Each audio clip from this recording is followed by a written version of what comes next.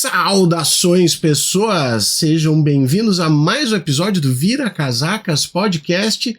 O meu nome é Felipe Abal, eu ainda tô me recuperando de uma gripe, Gabriel Divan. Isso é... Como é que é o nome assim quando fica perto do aniversário do cara? Inferno Astral, né? Não. Na verdade, bom, em primeiro lugar, bom dia, boa tarde, boa noite a quem nos ouve. Na verdade, o senhor não explicou ainda para onde o senhor foi no meio do episódio. O senhor foi para o Black ou para o White Lodge? Você foi com o Major lá ou você foi com aquela outra galera? Hein? Agora é a hora da verdade. Vamos ver o que o pessoal chuta ali, né, cara? Eu quero ver teorias a respeito disso aí. Olha, o David Lynch é tão visionário que ele previu o problema do Brasil no biênio, digamos assim, da sua passagem, né? Como diria várias das suas referências aí no Twin Peaks, né? Eletricidade.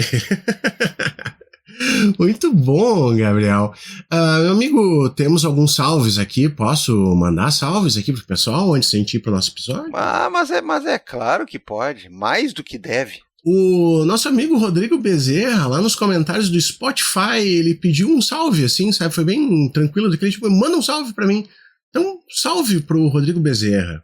Salve! Mais complexos pedidos de salve aqui na sequência, né? Lá no Instagram, o Neman Murad, ele disse, caros Abal e Divan, boa tarde. Queria pedir um salve para minha companheira Débora. Ela que me apresentou o podcast lá em 2020 e seguimos ouvintes assíduos.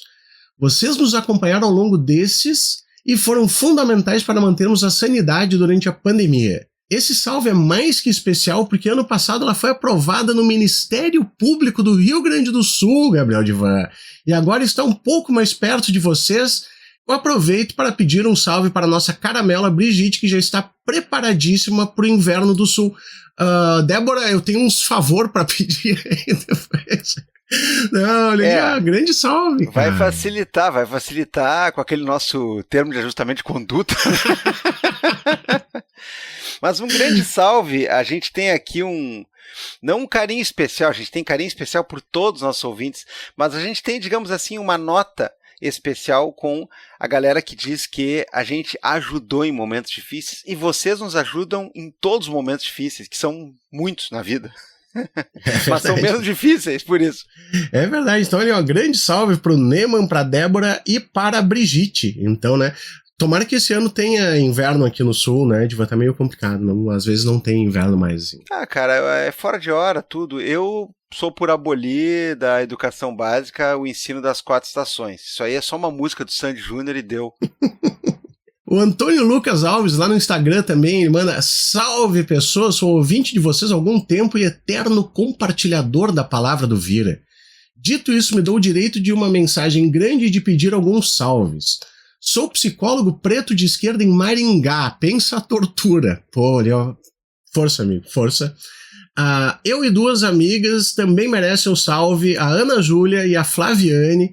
Passamos por uma graduação em uma universidade abertamente de direita com pandemia e o lixo no governo. Poxa, complicadíssimo, Antônio.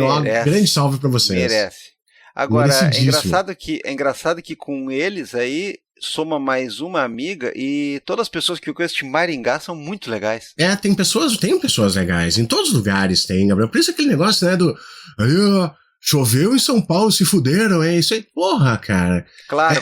É como se só desse chuva na cabeça dos idiotas, né, cara? Claro. É o pessoal da Fiesp que tá voltando do trabalho e tem que se humilhar pra subir em corrimão, pra não ficar molhado e não pegar rato, né? É isso, é a galera da Fiesp e a galera que elegeu o Nunes, todo mundo. Né? Isso, era aqueles lá que estavam no metrô lá inundando, assim, era aquele pessoal que tava lá. Exatamente. A Lu Viaja, eu acho que isso aqui, porque é @LuViaja, né? Foi muito seca, direta, disse, um salve pra Luna. Então, salve pra Luna. Não sei quem é a Luna. Tá, mas é um ritual isso? Um salve para a Lua, para a Luna? Enfim, salve, né? Vai. Olha só, Gabriel Divan, aqui tem um salve que faz conexão com, eu acho que foi no episódio passado, né? Na pior das hipóteses, no retrasado, que a gente mandou um ligado a isso aqui. A Simone Vizcarra, ela mandou o seguinte, sou Simone Vizcarra, professora de Ciência Política na Universidade Federal do Vale de São Francisco. Tenho, minha amiga e colega Elga, apresentou o podcast de vocês e pum, nunca mais deixei de escutar. Lembra que a gente mandou um salve pra ela que ela disse, eu, né, compartilho a palavra do Vira Casacas, eu indico e coisa, e tá aqui a prova, ó, né? E indico vocês para todos os meus alunos. Se der, mandem um salve para meus bebês, 2 gatinhos, Mitzi e Gigi. Obrigado pelo programa e pela dedicação. Ó, que bacana, Gabriel Divan. Eu só tive que corrigir ela, que assim, ela mandou e-mail, tá? E daí disse, ó, salve pros gatinhos. Eu digo, tá, e cadê a foto? Né? Porque, não, assim, se não anula os salves e dá azar. é isso, acho que é fotinha aqui. Se for pedir salve para bichinho, mande fotinhas. Essa é a regra. E por fim aqui, o nosso amigo Ângelo, lá do Blue Sky, ele pediu um salve pós-infarto, Gabriel Divan. Porra. Pra ele e pra menina Masha, que quase ficou órfã. E daí sim, tinha a fotinho da Masha linda lá. Mas, porra, como assim, né, cara? Pós-infarto. Ainda bem que não veio falar do urso, né? Mas olha só. Pô, meu amigo, assim como a gente já conversou ali pelas redes, né? O importante é que dessa vez o alerta acabou pegando todo mundo aí de um jeito que deu para sustentar, deu para segurar, né? Mas torcemos aí para que você tome os cuidados preventivos aí, acompanhe tudo e para que todos os nossos ouvintes, né, não deem uma vacilada aí, né, cara? Pelo amor de Deus, aí cuida da saúde, de vez em quando faz um exame, dá uma olhadinha, tá com sintoma de alguma coisa, né? Não vai assim, minha mãe falou aqui que é jogar um sal por cima da orelha e olha, não, tudo bem, pode fazer isso também, tá? Mas vai no especialista, sabe? Vai no médico, vai no posto de saúde. Tome as vacinas. Eu quase me ferrei com essas brincadeirinhas assim, não, isso aí não é nada, né, cara? Não é nada, não tem que ir pra médico, não. Médico, bolsonarista, esse negócio aí, né? Médico não. Mesmo que ele seja, você vai, tá? Por favor. Tu sabe que uma vez eu tava no hospital, assim, e daí eu tava meio perdido e tal, e daí eu só vi a Dani dizendo assim, ó, e eu não sei o que, eu vou contar isso aí pro teu médico. E eu olhei pra ela e digo assim, o que tu vai contar pro médico? E ela disse que tu é tabagista. E eu disse, não, isso aí pode contar. Eu fiquei com medo que tu falasse que eu sou comunista. Porque isso sim é coisa que tu tem que guardar lá, né, cara? É complicado. Mas, pessoal, com algumas, mas sem muitas brincadeiras com esse assunto, né? Assim como o Ângelo aí, todo mundo aí que se cuide, que faça aí os check-ups, os exames e não fica adivinhando sintoma. E, por favor, né? O Google não é médico e principalmente em tempos de inteligência artificial que não é muito inteligente, né? Embora seja totalmente artificial. Então, por favor, né? Dá uma olhada aí no posto de saúde, viva o SUS e vamos embora. Muito bem, Gabriel Divan. Agora aquele lembretezinho de sempre, né? Se você gosta do Vira Casacas, se você curte o que a gente faz, você pode nos apoiar de várias formas. Uma delas não custa absolutamente nada, que é isso aí, né? Compartilhar com as pessoas, compartilha com as pessoas que você gosta, que acha que vai curtir, né? Chega ali e diz, opa, tu já ouviu esse trocinho aqui? Eu sei que tu tá ouvindo um monte de bobagem ali. Para de ouvir essas coisas de grande imprensa ali, né? Tudo embaladinho a vácuo, né? E dá um apoio aqui pros garotos. Segue a gente nas redes e tudo mais. E se puder, você pode nos apoiar lá no apoia.se/viracasacas ou na aurelo.cc, né, Gabriel? Olha aí, e se você colaborar com o Vira Casacas, você saiba que a gente não tá ficando rico que nem influencer aí que ganha 600 mil para escovar os dentes, o outro que ganha 800 mil para fingir que pinta as unhas com esmalte sabor melancia com marshmallow, a outra que não sei o que. Não tem nada disso aqui. A gente só quer pagar com decência as pessoas que trabalham com a gente, os serviços que nos custam algum dinheiro e manter o podcast caminhando. Então, é um bom investimento. Se você for lá ficar seguindo, curtindo, compartilhando, avisando, mandando até hate, Felipe Abal, lembre-se, né? O hype é o hype, né? Até hate que você manda, você ajuda essas bobajadas. Enquanto isso, Vira Casacas e tantos outros projetos estão aqui pedindo pelo menos R$5 por mês. R$5 por mês, uma vez por mês, R$5 tá mais do que suficiente. Perfeitamente, né, cara? Ou também você pode ir lá na umapenca.com/viracasacas e dizer assim, eu quero vestir o Viracasacas, né? Quero botar no peito que eu sou ouvinte do Viracasacas, o que nos enche de orgulho. Então também é uma forma de ajudar a gente. Tem camiseta, tem ecobag, tem imã, tem caneca, né? Tem um monte de coisa legal lá, Gabriel. Olha, muita coisa legal. E, Felipe, antes da gente ir pro episódio, que temos um convidado estreante aí muito bacana, eu queria só fazer uma reflexão aqui. Nessa semana que passou, novamente o Brasil ficou feliz de novo, porque o Ainda Estou Aqui foi indicado não só a melhor filme estrangeiro, como se aventava já, como também a melhor filme no geral. E a nossa Fernanda Torres foi indicada a melhor atriz também. Olha, se não é roubo e pela lógica, né? Um filme que está indicado para melhor de todos e para estrangeiro, ele meio que salta na frente da disputa. Então, teria, se fosse lógica, 2 disputando, porque se tu é capaz de ser o melhor de todos, tu é capaz de ser o melhor entre alguns menores, né? Mas tudo bem.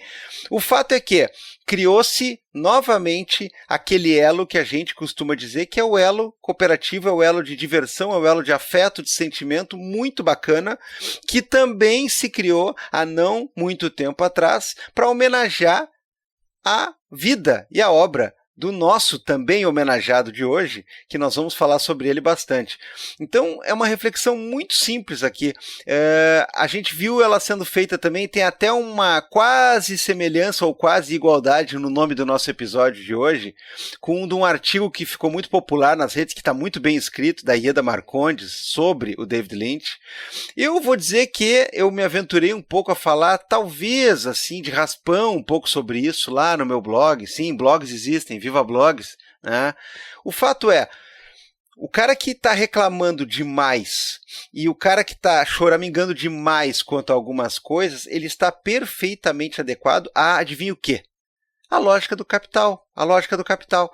Então, viva as obras que nos deixam margem para interpretação, viva as coisas que demandam tempo para serem digeridas, viva as questões que não têm um compromisso com produtividade extrema, viva as questões que não têm um compromisso com uma velocidade alucinada e, principalmente, né, viva a cena de 5 minutos de camareiro de hotel olhando para o hóspede baleado e de pessoa varrendo o chão do bar. É isso que eu tenho a dizer. Perfeito, Gabriel. Vamos pro nosso episódio. Vá. Good morning. It's January 28th. Have a great day. Especially Lula. Gabriel Divan. Aqui e literalmente munido de um baita cafezinho. Muito bom, né, cara? Temos que estar munidos de cafezinhos e hoje vai ser um episódio muito bacaninha. Porque vamos fazer um negócio, né, Divan? Sempre tem ali no Vira Casacas, né? Vira Casacas é sobre política, atualidades, cultura. De volta e meia, assim, tem que ter cultura também, né, cara? Não é só nas dicas culturais, a gente tem que fazer episódios sobre cultura também. E nada melhor sobre alguém que a gente gosta pra caramba, né? Mas daqui a pouco a gente vai falar e com um convidado especialíssimo aqui para nos acompanhar nesse papo. Olha, a gente já gravou episódios, inclusive, sobre filmes, já gravou episódios sobre premiações de filmes, mas agora a gente tá com um cara que entende aqui, né? Agora alguém vai dar a carteirada aqui pra cima da gente, né? Não é só jogando palpite pro ar, não é só jogando opinião na mesa, sem mais nem menos. Não, agora nós estamos respaldados aqui pelo homem, pelo cara, por ele. Sim, senhoras e senhores, estreando no Vira Casacas, temos orgulho de convidar ao palco aqui, por favor, entre. Isso, é por aqui, muito obrigado. Luiz, o LH. Yes, eu fiquei com medo dele, falou, tipo, respaldado, não pode jogar opinião. Eu falei, o que eu tô fazendo aqui? Eu não sei se eu deveria. Mas é isso, muito obrigado. Eu passei perfume pra vir hoje, primeira vez. Tô muito feliz porque eu acompanho há muito tempo e é muito legal participar dos podcasts que você acompanha há muito tempo. Falando em acompanhar há muito tempo, né? Eu acompanho o LH há muito tempo, né? A gente vai esclarecer várias coisas aí sobre o nome dele, né? Eu achei que era hoje que a gente ia revelar, né? Que na verdade o nome dele é Paulo Antônio, né? Mas não, né? Mas é legal, vamos lá, né, cara? Tu tem aí uma pequena estradinha aí nessa coisa chamada internet, nessa coisa chamada podcasts. Você tem aí uma carreira, você tem trabalhos, vai fazer jabá, sim, senhor, né? Tá querendo bancar o humilde aqui, mas vai fazer jabá. Então, se apresenta para os nossos ouvintes, para os nossos ouvintes aí, diz quem você é, para onde é que você vai, de onde é que você veio, quer falar signo, fala, signo chinês principalmente, enfim, sabonete preferido, esse tipo de coisa. Até currículo Lattes, pode. O currículo Lattes não vai ser muito grande, então acho que nem vale a pena, assim. Mas eu sou o LH, minha mãe me chama de Luiz Henrique, minha namorada me chama de Luiz. Eu nasci em Minas Gerais, mas vim pra Curitiba fazer faculdade com 18 anos e tô aqui desde então. eu formei em produção cênica na Federal do Paraná. Eu trabalhei no Jovem Nerd um tempinho, e nesse meio do processo eu fiz um podcast em 2015 chamado República do Medo, RDM. Hoje em dia tocado pelo Thiago Natário, pela Gabi Laroca e pelo Gabriel Braga, 3 pessoas incríveis que são historiadores. E de lá pra cá, depois que eu saí do RDM, eu fui focar no cinema. Tipo, queria trabalhar o que eu aprendi na faculdade ou o que eu deveria ter aprendido. Então, desde lá, eu tô tentando viver de cinema fantástico e fazendo várias coisas no tipo. Eu sou uma pessoa apaixonada por terror, muito apaixonada por podcast. Na pandemia eu não me aguentei, falei, cara, eu quero fazer podcast novamente. E daí foi aí que eu chamei a Fernanda Talarico, que trabalha no All Splash, e o Arthur Eloy, que eu já conversava, que são meus amigos, pra gente fazer um podcast pra falar mal inicialmente de Invocação do Mal 3. Eu precisava muito falar sobre Invocação do Mal 3. E desde então a gente grava da forma mais amadora possível, porque é isso, a gente não... A estrutura incrível do Vira Casacas, assim, a gente não consegue bancar, e ele falou, é isso, vai ser ruim, vai ser pequeno, e a gente vai seguir assim pra toda semana falar de filme de terror.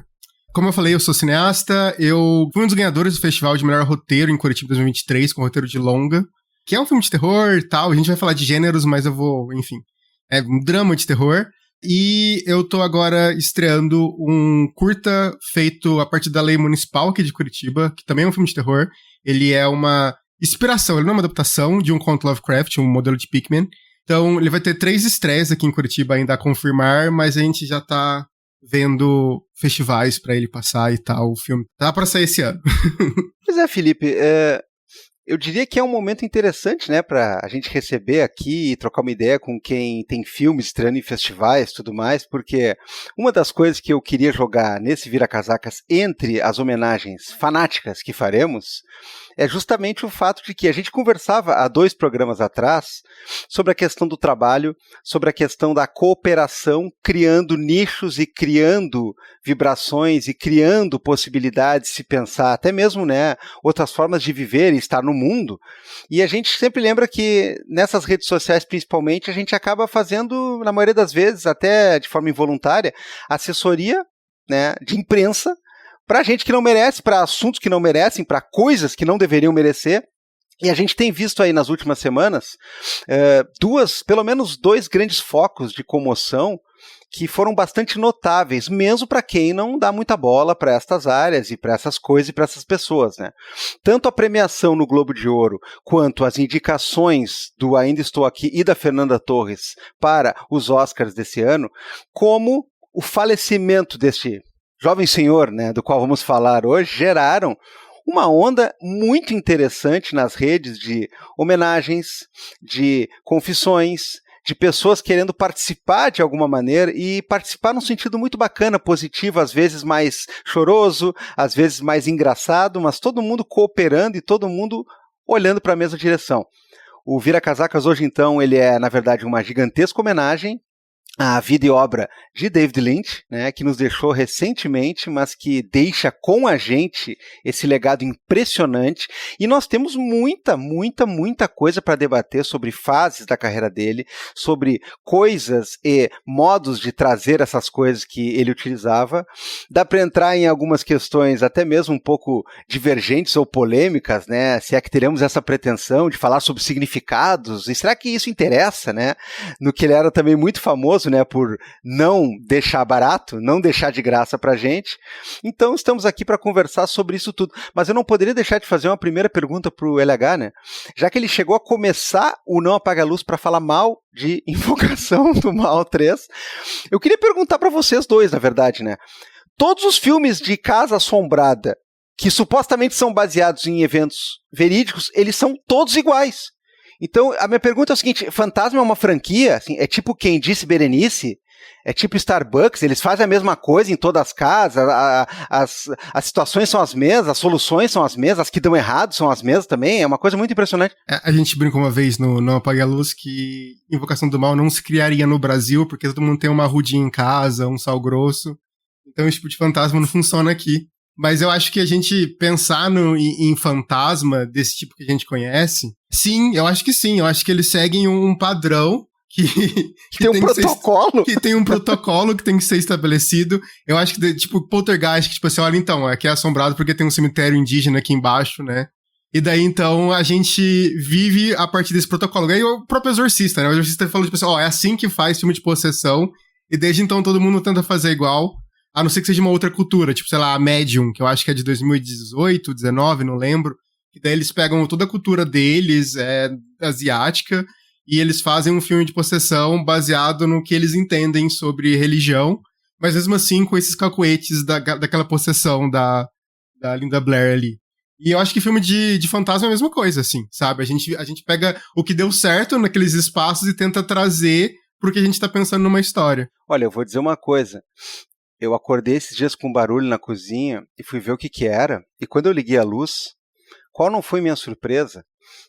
Ao avistar uma menina, né, com uma tez muito pálida e com roupas mais ou menos do início do século. E ela me contou que ela era uma habitante desse mesmo lugar onde está construído esse mesmo edifício. E que desde aquele momento ela está atormentada por uma questão não resolvida. Eu fiquei tão tranquilo porque eu pensei assim, ainda bem, né? Eu achei que era alguém falando mal da comunicação do governo. Mas, enfim. Felipe. David Lynch, Felipe Abal, né? O senhor que é um grande cinéfilo aqui, né? Nós estamos aqui, todo mundo aqui gosta muito de cinema, mas eu acho que no ranking aqui eu estaria tranquilamente com a medalha de bronze aqui, deste trio que está gravando. Quando é que foi a primeira vez que o senhor tomou contato, né? Ou ciência de quem era David Lynch, para além de ver um nome numa tela, tipo assim, directed by, né? Quando é que você percebeu assim, tá, esse cara aqui é meio peculiar, né? Cara, só primeiro, né? Eu acho que é muito engraçado que todo filme de possessão e de espírito e coisa, ele vira a MTV, né, cara? É sempre a mesma coisa, sempre o mesmo lance de MTV. O Exorcista, outro dia eu tava ouvindo aquele podcast que eu recomendei no nosso último episódio, e ele é muito engraçado porque o Friedkin era completamente psicopata das ideias, né? Ele botava ar-condicionado lá, que antes de sair vaporzinho na boca, não tinha CGI, ele botou ar-condicionado a menos 20 lá, e a pobre da Linda Blair, assim, com 12 anos de idade, de pijaminho, assim, né, morrendo no lance. Isso é uma das curiosidades que eu acho mais legais. A segunda é que teve um assassino mesmo trabalhando no filme, né? O cara que aparece como radiologista, ele matou um cara mesmo. E a terceira coisa é que naquela cena final, o LH sabe, Divan não sei se sabe, que aparece mesmo um cara dando extrema-unção pro padre, né? Ele é um padre de verdade e ele não conseguia fazer a cena, o Friedkin deu-lhe um tapão na cara dele pra ele ficar chocado, meio chorando, e daí que deu certo, assim. Chora, filha da puta. Uma curiosidade que eu assim, como diretor, eu nunca faria, mas sabe a cena que a Chris McNeil, ela viu o exorcismo, tipo, a filha dela tá possuída, eu acho que é na cena da cruz, sabe? Ela entra no quarto, ela toma um tapa da filha, aí o guarda-roupa vai pra porta e ela é puxada pra parede. Ela é puxada com uma corda. E ela dá um grito de dor. Aquele grito de dor porque ela quebrou uma costela, assim, de verdade. Ela disse que o cara tava puxando muito forte, quem tava puxando a corda, e daí o Friedkin disse, não, a gente já vai resolver isso aí. Daí ele olhou pro cara e disse, puxa mais forte. E ele arrebentou ela. Eu acho inconcebível. É igual o Herzog. Eu acho que no Fritz Carraldo, que ele falou pra aquele ator que sempre trabalha com ele, que é tipo assim, eu tenho uma arma com 2 balas, uma vai ser na sua cabeça, uma vai ser na minha, se você não conseguir fazer a cena. Assim, eu não acho que é o tipo de coisa legal de trabalhar, sabe? Um ambiente muito. Mas vocês muito não divertido. falaram que eram efeitos práticos? É isso aí, mano. Não, tem muita viagem, tem umas histórias fantásticas. Eu gosto muito desse negócio de história de filme, sabe? De backstage de filme e tal. E a segunda coisa que eu queria comentar é só o negócio que eu já falei anteriormente, Gabriel Divan. Quando aperta o negócio, todo mundo é católico. Tá? Porque daí tu é assim, não, olha só, o pastor, e daí vem o pastor, ele dá uma conversada, de repente apertou assim, pois é, agora é a hora do padre católico, porque eles é que sabem dos paranauê ali de exorcismo, né, cara? Mas a gente já conversou sobre isso, cara. Tem aquele filme que o Matiziarro vem fazer um exorcismo judeu e dá errado, né, meu? Então, mas não dá, menos né, Invocação do Mal. Invocação do Mal é feito por super crentes, né? Eles não são católicos, assim. Que daí é outra coisa, né? Porque esses caras são hiper podre, né, velho? O velho lá... ele esteve envolvido com uma guria de 18 anos, que era babá e tal. Bom, enfim, né? Se é pra falar de Invocação do Mal, daí já tem outras tretas, assim. Eu achei que tu ia dizer assim, ó, todo mundo é gangsta, até aparecer um cavalo branco no meio da sala. Mas, Divan, assim, respondendo agora a tua pergunta pra gente voltar pro negócio do Lynch mesmo, porque, né, tem uma coisa legal do que tu falou, que é, né, o Lynch era o cara que não fazia aqueles comentários nos DVDs a respeito dos filmes dele, a respeito das coisas, que ele dizia, o filme fala por ele. Então sempre tudo é um negócio largado pra gente fazer a interpretação, o que será que quis dizer, o que será que tem aí, etc. Mas eu acho que a primeira coisa que eu tive contato dele foi Twin Peaks, né, cara? Porque, primeiro que foi uma onda muito grande, assim, de gente assistindo do que pode ter acontecido, e mesmo depois que passa e vira um troço completamente cult, né? E daí sempre que tu encontra uma outra pessoa e dizia assim, pô, Twin Peaks, né? E daí a pessoa diz, sim, Twin Peaks. Já, é aquele troço que gera uma conexão imediata entre a pessoa, né? Quando alguém diz assim, eu assisti 2 episódios e não consegui passar pra frente. Tu diz, tá, então, né, eu vou ter um relacionamento diferente com essa pessoa, ao contrário do cara que diz, né, as corujas não são o que parecem. Eu diz, pô, aí sim, aí é um negócio diferente. Mas eu acho que foi o primeiro contato, assim, que eu tive com ele mesmo, para depois assistir o filme e tal, e daí depois correr para as outras obras dele. A gente quer escutar o LH sobre isso, então eu vou procurar ser o mais rápido, né, que eu puder nisso. Cara, eu sou velho o suficiente para me lembrar quando Twin Peaks passava na TV, né? Só que, claro, eu era pequeno, e passava tarde, né? Passava, sei lá, depois do Fantástico. Então era uma coisa meio inatingível, assim. Mas eu nunca na vida eu me esqueço, né, de 2 coisas. A propaganda que o cara falava com uma voz tétrica, assim, uma cidade em pânico, não sei o que, um mistério, não sei o que lá, Twin Peaks, tá? Tinha uma voz, assim, um negócio que era muito engraçado. E realmente virou uma febre espantosa aqui no futuro, depois o cara lendo sobre o que foi, tanto nos Estados Unidos como no resto do mundo, é muito louco. E, cara, por mais que pra mim era uma coisa, na época eu tinha, sei lá o que, 10 anos ou algo menos, por mais que era nebuloso isso daí, teve um nome que nunca saiu da minha cabeça, Laura Palmer. O que aconteceu com Laura Palmer? Quem matou Laura Palmer? Aquilo ficou na minha mente, essa porra desse nome. Tanto é que muito tempo depois que eu já tinha assistido com meus pais, que alugamos na locadora, né? A gente alugava muito filme na locadora. A gente assistiu O Homem-Elefante. Aí eu não sei se foi na capa do filme, alguma coisa assim, que dizia do diretor de não sei o que, sei lá o que. E eu comecei a ver que esse cara tinha todo um histórico, né?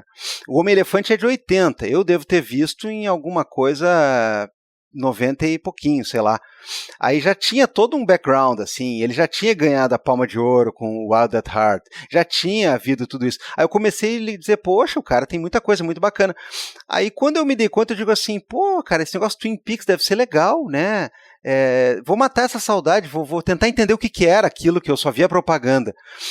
Aí é muito engraçado, hoje, ou o cara baixa na internet, o cara vê num streaming eventual, o cara tem o box do DVD, no caso eu tenho, mas naquela época tu ia na locadora e não tinha isso aí. O que tinha era o piloto de Twin Peaks pra você alocar como se fosse um filme. E aí termina o piloto e você fica, tá, meu, e aí, cara? Cadê o resto disso aqui? Não, é esse aí mesmo. No máximo tinha o outro filme, né, que foi uma espécie de filme posterior pra explicar eventos anteriores, né, que é Os Últimos Dias de Laura Palmer, né? Fire Walk With Me. Mas, cara, eu comecei a me ligar mesmo, a ponto de parar e dizer assim, tudo que esse cara fizer, eu vou atrás, e tudo que ele vira fazer, eu vou estar lá, foi A Estrada Perdida, né, cara? Que esse aí eu já vi no final da adolescência, início da vida adulta. Um amigo meu me convenceu a ir no cinema, eu não agradeci ele suficientemente até hoje por isso, e foi aquele caso de tu terminar um filme e ficar naquela história de, olha, 80% da minha vida eu falava sobre ele e nos outros 20% eu queria que alguém falasse para eu poder seguir falando. E esse meu amigo depois comprou a trilha sonora, né, e aí, cara, CD importado nos anos 90 era uma coisa muito cara, o cara tinha bala na agulha, né, e a gente ficava lá ouvindo aquela coisa, Nine Inch Nails, Marilyn Manson, Rammstein, cara, o que era aquilo, né, velho? Então, assim, nossa senhora, de Estrada Perdida, aí eu fui pra trás e pra frente com o David Lynch, né, e se com ele, né, e eu já vou avisar quem tá ouvindo, não morreu, tá? Morreu pra vocês, né, no nosso coração, segue aqui. LH, Você que não conseguiu, mal e mal gravar o Não Apague a Luz, porque estava num estado de visível nervosismo, tensão, tristeza, melancolia, diz para nós agora, um pouco mais calmo, passados alguns dias aí, com algumas doses de cafeína, nicotina e sedativos, agora você já está mais tranquilizado, já conseguiu aceitar o evento mais ou menos, né? Fala um pouco sobre o início da tua relação com o David Lynch, e aí eu vou embutir uma pergunta a mais, né? Para você desenvolver depois, né? O que ele incentiva, o que ele influencia, o que se tenta beber dele, né? Quem vai fazer um filme de cinema fantástico, de horror, ou explorando esse tipo de coisa hoje em dia. Caraca, difícil. Mas, assim, eu acho que eu comecei a pensar no Lynch, talvez na adolescência ali, porque é aquele momento que você gosta muito de filme, né? Tipo, também minha mãe alugava muito filme, eu ia muito com ela na locadora, e você tem aquele momento que você não entende de cinema, né? Uma área, um negócio como uma caixa preta. Chega pra você um negócio, você assiste e fala que legal. Então foi ali que comecei a descobrir que gostava mais de filme de terror. Minha mãe também gostava bastante, então a gente, sei lá, quem que era o diretor, quem que era ninguém ali. E daí você começa a, tipo assim, beleza, eu gostei muito desse filme. O que tem nesse filme de diferente? Esse daqui é um diretor. Então ele é o cara que ajudou, não sozinho, né? Mas tem aquela visão pra aquilo acontecer. Você fala, beleza, então eu vou ver mais filmes desse cara. E daí foi aí que você vai descobrindo o que é cinema e começa a assistir outras pessoas, falar, sei lá, o Scorsese. Eu acho que um dos primeiros filmes que eu assisti de Scorsese foi Taxi Driver, e daí eu fui entendendo. Aí chega num momento que você fala, tipo assim, cara, eu quero assistir uma coisa muito diferente. O que tem de diferente? Porque no Ocidente, né, sei lá, você pode ir pra trás, você pode, sei lá, ir conhecer o Kurosawa, coisas assim mais clássicas, mas você quer uma coisa diferente. E é muito fácil você cair no David Lynch, assim, eu acho que você não vê uma lista na internet que, tipo, não tem o David Lynch pra falar, sei lá, sobre um cinema, muitas aspas, mais surrealista, ou um filme onírico, diferente do que a gente tá acostumado com uma narrativa mais tradicional, mais clássica. Então, eu acho que o meu primeiro que eu lembro, que eu tenho lembrança, era Eraserhead. Eu acho que comecei do começo. E eu demorei muito pra ver outras coisas depois, porque o David Lynch virou uma coisa que... E é muito legal isso, porque eu termino os filmes dele, eu assisto, e eu fico pensando, muito tempo depois, eu tô de boa em casa, sei lá, fazendo um ovo, falo, caraca, aquela cena, aquele negócio tá me dizendo isso agora, sabe? E eu lembro que eu fiquei muito tempo com o Eraserhead na cabeça por causa da cena da menina dançando com os bochechão, sabe? E eu falava, cara, o que isso quer dizer? O que é isso, assim? E eu fiquei muito interessado naquilo. Eu lembro que eu assisti umas 2, 3 vezes. Na época, eu não sei se eu posso falar isso, mas eu baixei num emule da vida, assim. Então, ficou no meu computador um RMVB de 300 mega daquele negócio lá. E eu reassisti algumas vezes porque eu queria... Era tão diferente de tudo que a gente estava acostumado ali, sabe? De tudo que eu tinha visto. E daí foi aí que eu iniciei na carreira na carreira do David Lynch. Quando você pergunta sobre o que eu acho que é possível a gente pegar, revendo alguns filmes pra gente gravar hoje, eu acho que é difícil, e eu também acho que normalmente as pessoas erram, né? A gente tem o adjetivo lynchiano, mas eu acho que é muito difícil reproduzir Lynch, sabe? Você fala, eu quero fazer uma coisa meio onírica e tal.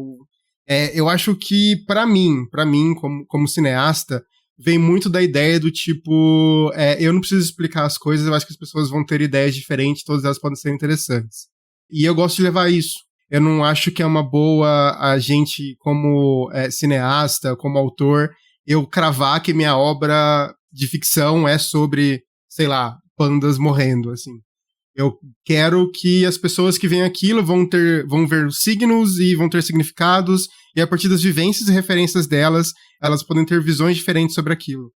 E eu acho que o Lynch pensava muito sobre isso, porque quando você tenta trazer o onírico para aquela realidade dele, talvez não tenha uma explicação única e lógica, sabe?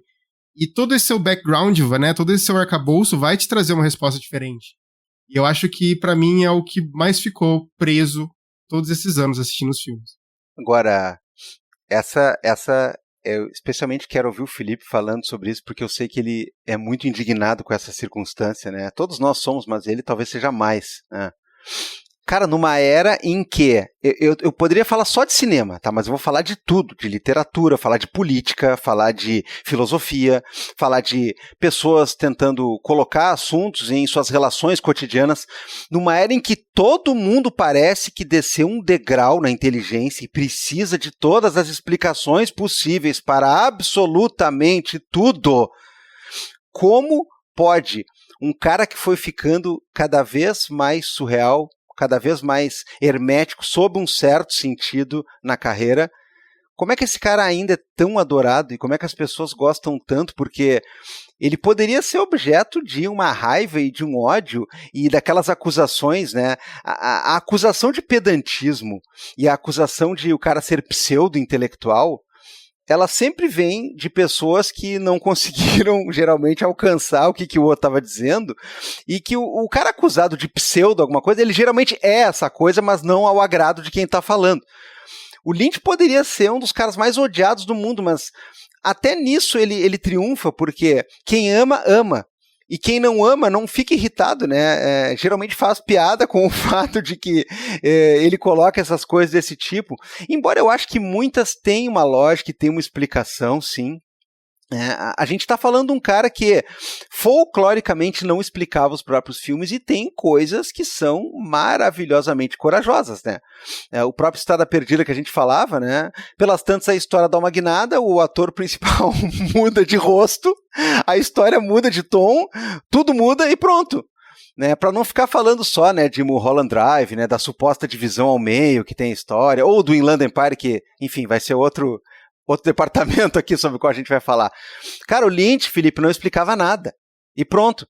Mas é que assim, tu tirou o que eu ia falar agora, assim, tu tirou da minha boca, assim, Divan, por causa que são duas coisas que eu acho muito legais a respeito do Lynch. Tá? A primeira delas, ele deixa esse papel de interpretação completamente pra quem tá assistindo o filme, e num mundo em que, de novo, eu boto a culpa no elevador do Vanilla Sky, tá? Aquela maldita cena que o cara tem que pegar e subir e dizer, então, deixa eu te explicar o que aconteceu até agora.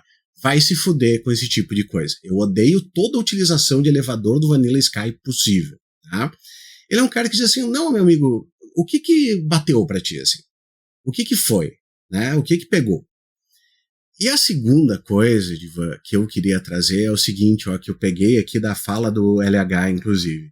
Novidade, cara. Novidade. Outro dia passou por mim, né, no TikTok, porque eu sou jovem e eu uso o TikTok, sabe?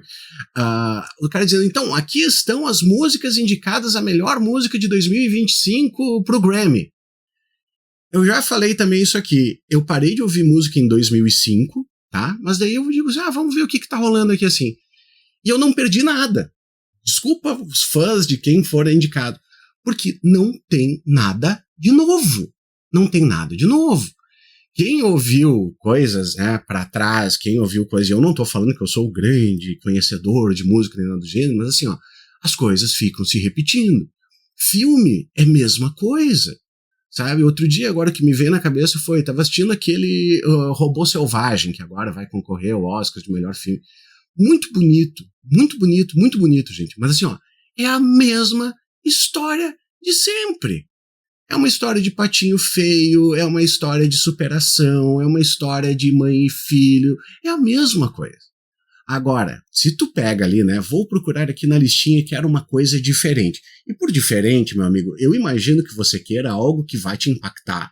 Talvez te choque, talvez te deixe sentindo mal, tá? Porque arte também tem que fazer isso aí, né? Não é só olhar e dizer, nossa, que belo, né? Mas tu também tem que ter aquele impacto da coisa que vai te deixar desconfortável. E mais legal de tudo é, quem nunca terminou de ver um filme do Lynch, viu uma determinada cena, sei lá, tu viu Veludo Azul, e daí chega o cara e diz, ai mamãe, ele diz, porra, não, cara, não, que bosta é essa, meu velho? Diz assim, por que essa porra me impactou? Sabe? Por que isso aí tá me pegando dessa maneira que tá me pegando?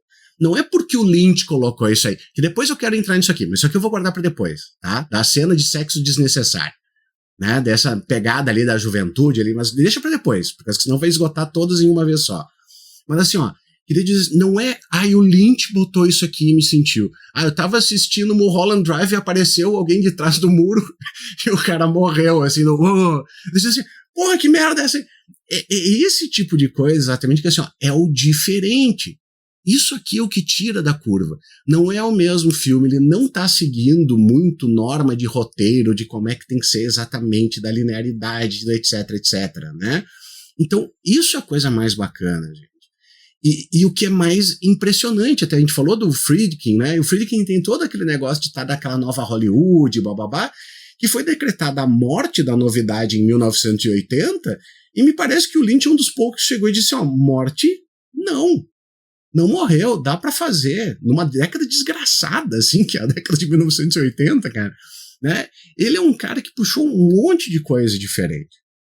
E para eu largar pro LH, que o pessoal tá ouvindo para ouvir ele falar, não eu aqui dar meu espetáculo furado, LH, esse negócio do onírico é que me pega muito e tem ligação com o que eu tinha falado lá no início, né? Porque tu vê, tem aquela ideia bastante furada, né? Às vezes eu acho engraçado até em rede social quando o pessoal coloca e diz assim, pois então, eu sonhei com não sei o quê, o que será que significa? Meu amigo, não tem, né? A interpretação dos sonhos do Freud não é aquele lado, né, para jogar no jogo do bicho, sonhou com tal coisa, então joga, né, sei lá, no papagaio ali, né?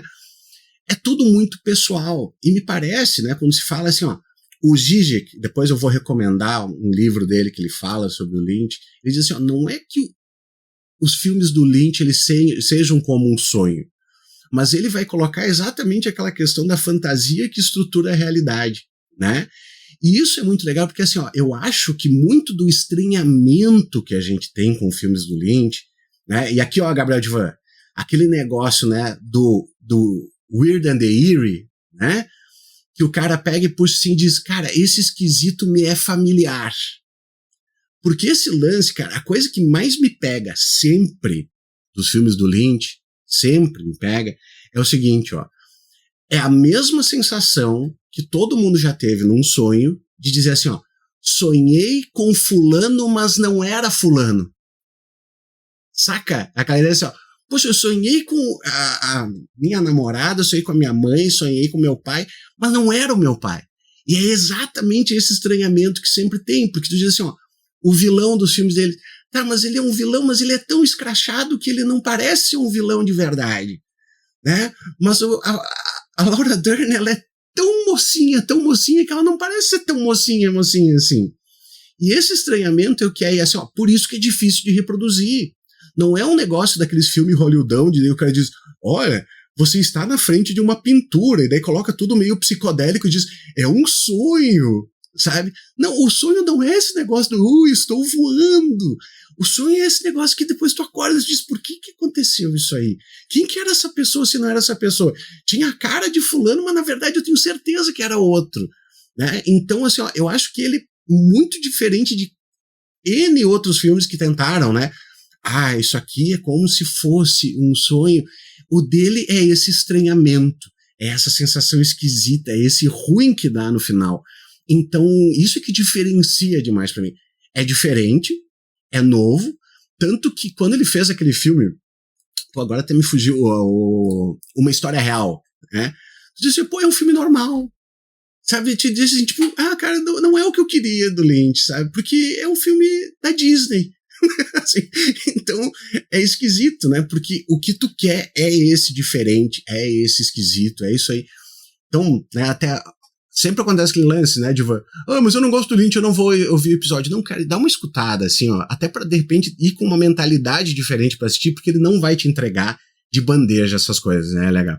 Eu acho que tem muita coisa legal que você falou, que dava pra fazer vários ganchos diferentes, mas partindo dessa ideia do onírico, eu tava revendo Blue Velvet, e eu acho que tem um exemplo muito claro disso, que é a cena que o personagem do Kyle MacLachlan. Isso.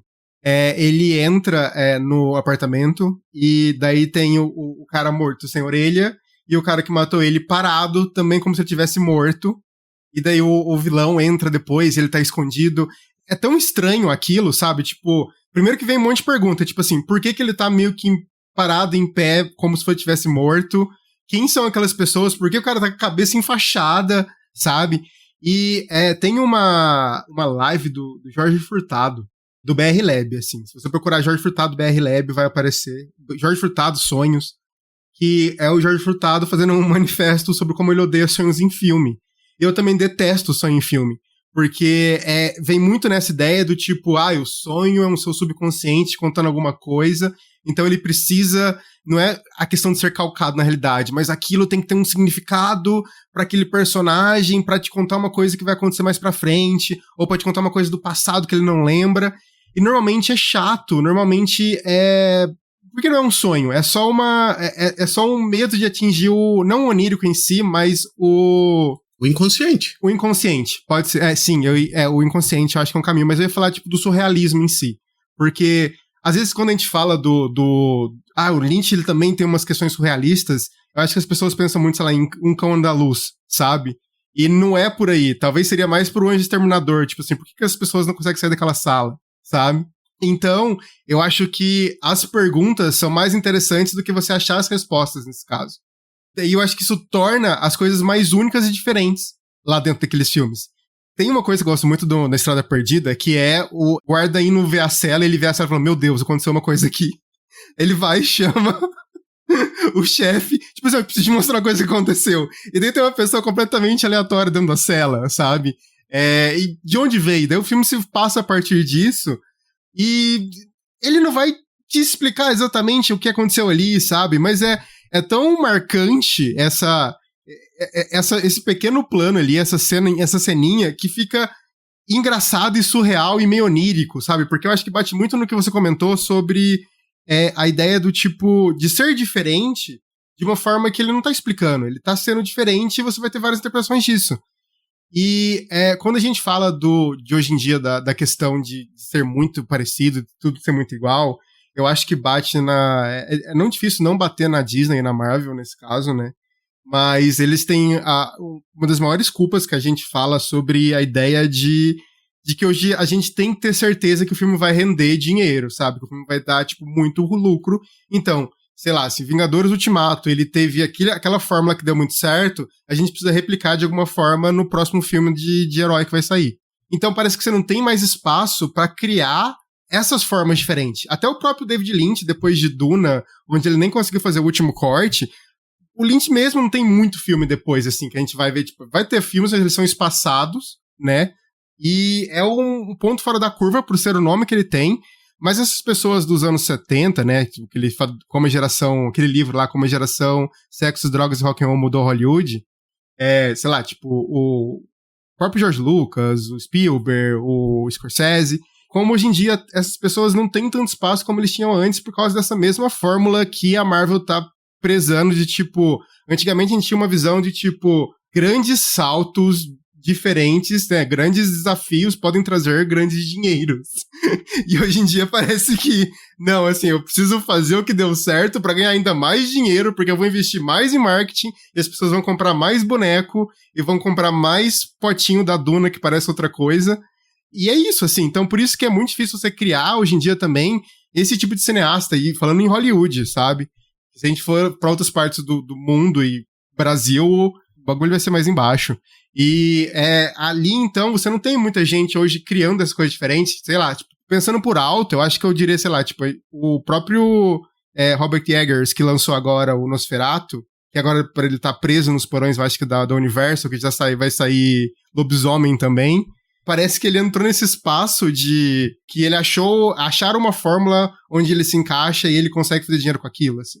Então, eu acho que o não ousar vem muito de uma questão de mercado e eu acho que talvez não muito de uma questão de público, porque eu acho que existe pessoas pra assistir, existe pessoas que estão dispostas a ir no cinema, mesmo com todos os problemas que hoje em dia a gente tem dentro de um cinema, ou a gente assistir, sei lá, num streaming que seja, mas esses grandes estúdios não deixam, até porque quando David Lynch participou do Roda Viva, quando ele veio pro Brasil em 2008, e eu tava revendo esse Roda Viva, e ele fala uma coisa que é tipo, eu nunca fiz uma empresa perder dinheiro, mas ela também não lucrava muito com os meus filmes. E hoje em dia isso é um pouco inconcebível, sabe?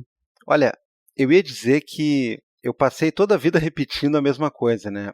Sobre sonhos em filmes, eu só gosto basicamente daquela sequência do Morangos Silvestres, do Bergman, né, que é maravilhoso, assim, é uma cidade num silêncio meio incômodo, passando um cortejo meio esquisito, né, aí o protagonista se vê a si mesmo num caixão, tá. E das coisas do David Lynch. Mas, de uns tempos para cá, eu tenho pensado numa seguinte questão que é muito interessante, né, a gente só tem o signo, né? A gente só tem a ferramenta ou da droga psicodélica ou do sonho para explicar uma coisa que um filho da puta nunca colocou na forma de sonho nenhum. Ninguém em filme do David Lynch acorda e diz, tive um sonho tão estranho, aí aparece piscando na tela, assim, segunda metade do filme. Não, sim. A gente fala de sonho porque a gente não tem palavras e ideias suficientes para explicar o que o cara está mostrando, porque ele não está mostrando o sonho. Pode ser que a interpretação talvez mais interessante seja justamente a dessa ruptura que se dá a partir do que é ilimitadamente, né, no onírico ou no inconsciente, do que passa a estar com as codificações da realidade. Mas, cara, vocês pararam pra pensar assim, ele não fala em sonho nenhum. Ninguém no filme dele acorda e fala pro marido que teve um pesadelo. O que acontece justamente mas é engraçado que assim, ó, eu acho que tem umas pistas, sabe, Divan? Porque não, pistas tem. No Blue Velvet tem negócio de sonho, né? Ele fala muitas vezes, é da Laura Dern, né? Que ela fala, eu sonhei com o passarinho lá, para.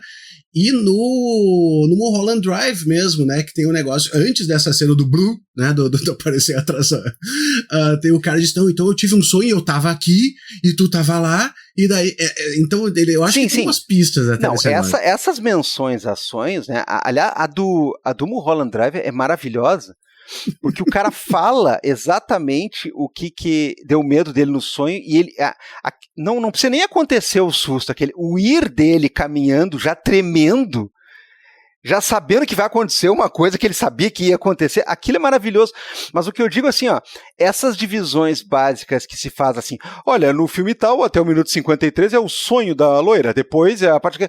Cara, ele nunca fez essa divisão de maneira clara, a ponto de que ele está talvez mostrando uma coisa, e aí, claro, eu vou comprar a hipótese do sonho ou do delírio e da realidade, eu vou comprar essa divisão, porque a gente, quem é fã de Lynch, né, viveu, nasceu e vai seguir com essas divisões, mas, cara, é muito engraçado porque ele não tem os limites, e aí tem uma questão que eu acho até, LH, que vocês trataram, eu posso estar enganado, porque, nossa, qualquer coisa que tem a ver com o Lynch, né, eu sempre dou um jeito de olhar, de escutar, de ler, mas eu acho até que vocês abordaram isso no programa de vocês. Cara, ele tá mais, se a gente vai dividir entre sonho e realidade, ele tá mais preocupado com o sonho do que com a realidade, primeiro ponto. Segundo ponto, ele coloca a coisa como quem quer dialogar com o sonho /inconsciente, como quem quer exibir o sonho /inconsciente. Ele não exibe isso como quem quer mostrar ele como uma coisa que tem correlação, até porque, como o Felipe falou, o sonho não tem correlação que não seja estritamente pessoal. Tu até pode ter alguns âmbitos mais alargados, né? Tu pode ter algumas coisas que culturalmente as pessoas estão, de certa maneira, recalcando ou mantendo. Agora, não tem como ter uma interpretação geral do sonho, não existe isso aí. Sonhou com coroa, joga macaco, sonhou com vela acesa, joga, sei lá, eucaturrita. Aí eu discordo, né? Ah, não, tu joga? Jogar no jogo do bicho assim. Tá bom, então tá, tu tem a prova empírica aí de que eu estou mentindo. Mas olha só, cara, ele coloca uma coisa que aí eu acho que é uma leitura que se faz pouco, né? Até porque o termo não é bem o mesmo, né? Para ser aplicado assim indiscriminadamente. Mas, cara, se usa muito pouco aquelas questões e chaves de interpretação de um realismo fantástico e tudo mais, porque, cara, se tu pensar, por exemplo, no Wild at Heart, né, ele é de uma outra fase, né? Eu diria que ele entrou nessa pira forte aí com o Estrada Perdida, o Mulholland Drive e o Inland Empire, né? Os dois primeiros lá, o Eraserhead e o Homem-Elefante, ele tava mais com aquela coisa do bizarro, o assombroso. Olha essa criança, olha esse homem, o que a gente faz com essas pessoas? Pois é, o Wild at Heart, né, o Coração Selvagem, que é magnífico também, que tem que se dizer também com a Laura Dern, com o Nicolas Cage, né, um dos nossos heróis aqui, num dos seus papéis da vida, e olha que ele fez já 6.000 filmes, esse homem.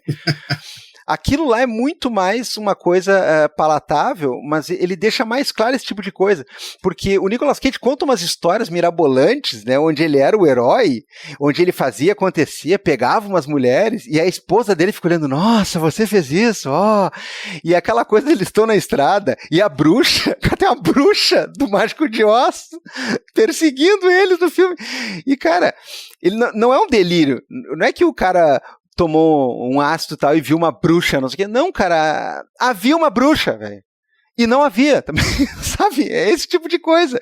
Eu acho que falta um pouco essa coisa, porque quando as pessoas jogam pro troço do sonho, eu fico meio preocupado, que parece que elas estão desesperadamente buscando o fio da explicação mais linear possível. Ah, tá, a mulher se transformou num botão de gaveta. Ah, bom, então isso aqui é um tipo de sonho. A outra lá viu não sei o que, sonho. Não, cara, ele tá jogando, ele tá mostrando como o sonho e a realidade se interpenetram. Tanto é que tem aquela interpretação do outros dos nossos heróis, né, do Mark Fisher, que é maravilhosa, que ele diz assim, que porra é essa de sonho e realidade nesse filme aqui? Pra mim as duas são um sonho, meu, porque tem uma mulher que chega em Hollywood e tu não sabe como é que ela se mantém, como é que ela come, como é que ela alugou um apartamento, é tudo uma merda. Pra mim as duas partes são um sonho, diz ele. Mas é isso, eu acho que o Abel tava falando e eu pensei nisso, que é tipo, o Estrada Perdida, pra mim, se ele tivesse sido feito aqui na América do Sul, ele é um realismo fantástico, assim. Tem coisas ali que claramente são realismo fantástico, assim. E é muito legal porque, tipo, ao mesmo tempo que o Lynch vai se desenvolvendo, o Eraserhead, ele é realmente mais grotesco, né? Ele vai por essa questão...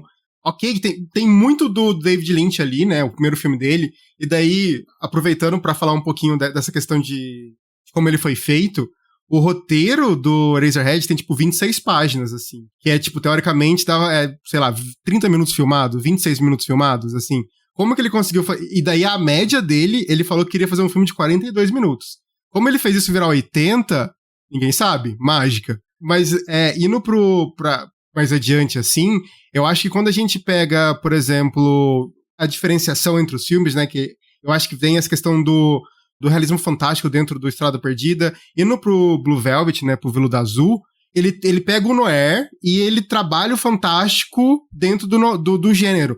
Então é muito louco também você tentar colocar Lynch dentro de gênero, sabe? Lá no comecinho eu tinha falado sobre que é muito difícil pensar em gênero, porque hoje em dia a gente tem uma questão de gênero cinematográfico colocado em caixinhas pra vender. Tipo assim, o Divan, ele gosta de filme de aventura, então quando ele abre o catálogo da Netflix na categoria aventura, vai ter vários filmes de aventura pro Divan assistir. Onde você colocaria Blue Velvet, sabe? E foi uma questão que bateram muito em mim no laboratório que eu participei com o meu filme, porque eu não consigo colocar meu filme num gênero só. Não falar, é um drama, mas ele também é terror, e daí ele tem uma brincadeira com o fantástico. O que é, sabe? Então, eu acho que talvez a gente deveria tentar parar de abraçar os gêneros e pegar o que a gente quer sobre eles. E daí eu acho que o Lynch pensou isso, sei lá, nos anos 80, sabe? Que daí foi trazer, tipo, e eu gosto, vou falar de Blue Velvet novamente, porque eu gosto muito de Blue Velvet, que foi pegar esse noir muito clássico, o estilo clássico, que é basicamente, tem um carinha e uma mina bonita, e daí tem uma femme fatale, e ele tá querendo solucionar um crime, né? Uma pessoa perdeu uma orelha, quem é essa pessoa? Ela tá viva ou não? E a partir dessa questão narrativa do noir, ele trabalha o fantástico da forma que só ele consegue, assim. E quando a gente vai, sei lá, pra dentro de Twin Peaks, por exemplo, isso é mais expandido ainda, porque é uma série onde a gente tem um crime acontecendo, mas a gente tá discutindo, na verdade, a vida daquela civilizaçãozinha, daquelas pessoas que vivem naquela vila. Sei lá, você pegar 100 anos de solidão e colocar um crime ali dentro, sabe? Então, é muito legal essa brincadeira que ele faz dentro dos gêneros. E eu acho que por isso, então, as pessoas criaram o adjetivo lynchiano, sabe? que erroneamente é usado em vários filmes que são ruins por aí, sabe? Mas um outro exemplo de um filme que eu gosto muito, muito, muito, que você citou o Bergman, que é A Hora do Lobo. A Hora do Lobo é um dos meus filmes favoritos, é a minha maior referência pro longa que eu escrevi. E também é isso, você não consegue falar que A Hora do Lobo é um drama, que A Hora do Lobo é um terror. Se A Hora do Lobo tivesse sido lançado ontem, ela é claramente um filme lynchiano. Mas é exatamente isso. É o próprio Bergman brincando com gênero, sabe? Pra discutir psicanálise, pra discutir medo, pra discutir relacionamento. O Lynch, então, ele vai pra esse outro caminho, da discussão dele. O que eu acho que é muito, muito, muito legal, somente dentro dos filmes.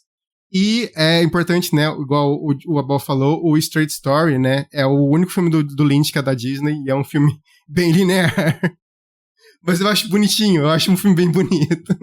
É engraçada a brincadeira que ele faz, né? Porque o próprio título, Straight, né? Story, é um cara andando num cortador de grama em linha reta. E ele quer chegar na casa do irmão e ele chega.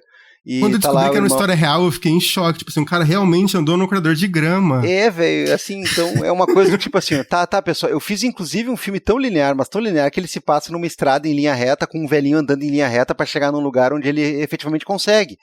Então, fodam-se vocês, tá? Foda-se a Disney. É uma maior forma de dizer foda-se a Disney de todos os tempos. É legal só esse negócio do... É uma história real, porque assim, ó, isso aí funciona muito pra filme de terror, né? Tu assiste aquele filme de terror que é meio merda, diz assim, que filme meio merda, daí aparece no final, baseado numa história real, tu diz, puta que pariu, foda, hein? Esse é meio a mesma coisa, né? Que diz assim, é um filminho baseado numa história real, tu diz, porra, mas o cara é mesmo... Né? Então ele é só pra dar aquele brilhozinho no fim.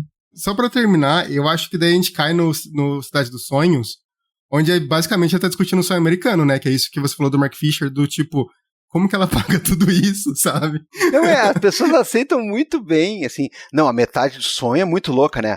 Aí depois que elas vão lá no lugar da Chorona cantando, que daí depois aquilo lá ela acorda e é a vida real dela. Tá, mas é uma vida real que não tem explicação também. E eu acho que é um filme legal pra você seguir, porque não é tipo, sei lá, Amnésia, Donnie Darko. E eu brinquei com um amigo meu falando de Estrada Perdida, que eu falei, ele falou, cara, eu nunca assisti. Se você resumisse pra mim um tweet, o que você falaria? Aí eu falei pra ele, cara, é Donnie Darko feito por uma pessoa adulta. Talvez você vai gostar se você assistir. Mas o Cidade dos Sonhos, eu acho que ele tem muito disso, que ele é uma forma meio linear, assim, sabe? E ele não vai te jogando pistas, você vai acompanhando, né? Igual a gente comentou da cena da lanchonete, tipo, o Sonho Cuista tinha medo, e ele sai, e ele dá de cara com o negócio. Não, então tem equivalências, né, entre uma parte e outra. Tem. Então eu acho isso muito legal, que você não tá pegando pistas, você tá acompanhando, que é muito diferente do próprio Estrada Perdida, que é também diferente do Blue Velvet, sabe? Você vai acompanhando isso e você vai pegando esses pedacinhos, igual a Bal comentou sobre o passarinho, a gente não vê o sonho do passarinho, a gente vê esse passarinho calcado na realidade no final do filme. Dele comendo o besouro e a mulher falando, tipo assim, nossa, eu não teria coragem de comer um inseto. É que é muito louco, né, cara? É exatamente isso aí, né? Porque o Lynch, ele vai fazendo esse negócio de tudo que é podre por baixo das coisas bonitinhas, né? E tudo é aquele negócio, né? A entrada de Twin Peaks, né? Daí tá tudo assim, tipo, Twin Peaks é tranquilo e tal, de repente, Black Lodge. Diz, caralho, onde é que eu tô, né, cara? O que aconteceu aqui, né? Como é que eu cheguei nesse lugar? Então sempre tem esse choque muito profundo. Mas assim, caras, eu quero falar agora desse negócio de como a juventude anda careta com as coisas também. Porque eu não sei hoje se eu chegaria, assim, pra alguém de 18, 19, 16 anos, né? Porque, velho, eu não sei, assim, de novo, eu sou boomer pra caramba. Eu não sou boomer porque eu sou millennial, né? Mas então, assim, eu sou miluner, sei lá, alguma coisa assim que eu... Tu é Bemial. O millennial chorão, sabe, Divan? Mas assim, tinha muito esse lance do cara, assim, não sei se acontecia isso nas locadoras que vocês iam, que às vezes tu fazia um pacotão, né? Daí tu fazia um pacote de tantas locações, ou tinha aquele lance do você pega um lançamento e ganha 2 acervos. Né? Então daí tu pegava assim, tá, aqui quero assistir o filme que saiu agora, e daí tu vai lá no lugar do acervo, e daí era isso aí que o LH fala, assim, daí assim, né, o Divan era Bergman, né, o cara pegava os Gaspar Noé, o cara pegava os Buñuel, né, cara, hoje Exterminador, o LH falou disso, Tu assiste aquele negócio e diz, que merda é essa aí que tá acontecendo? Onde é que saiu esses bichos? O que tá rolando? Mas é por quê, né, cara? Tu ia lá, tu diz assim, eu não tô afim de pegar nenhum deles, sabe? Eu não vim aqui pra pegar eles. Mas daí tu olha assim a capa e daí, né, uma capa preto e branco, não sei o quê, daí tu tá com 17 anos, quer aparecer pros outros que tu vê filme francês, velho, né? Tu diz assim, não, aqui, ó, vou assistir esse negócio. Mas tu se deparava com coisas que tu não tava procurando.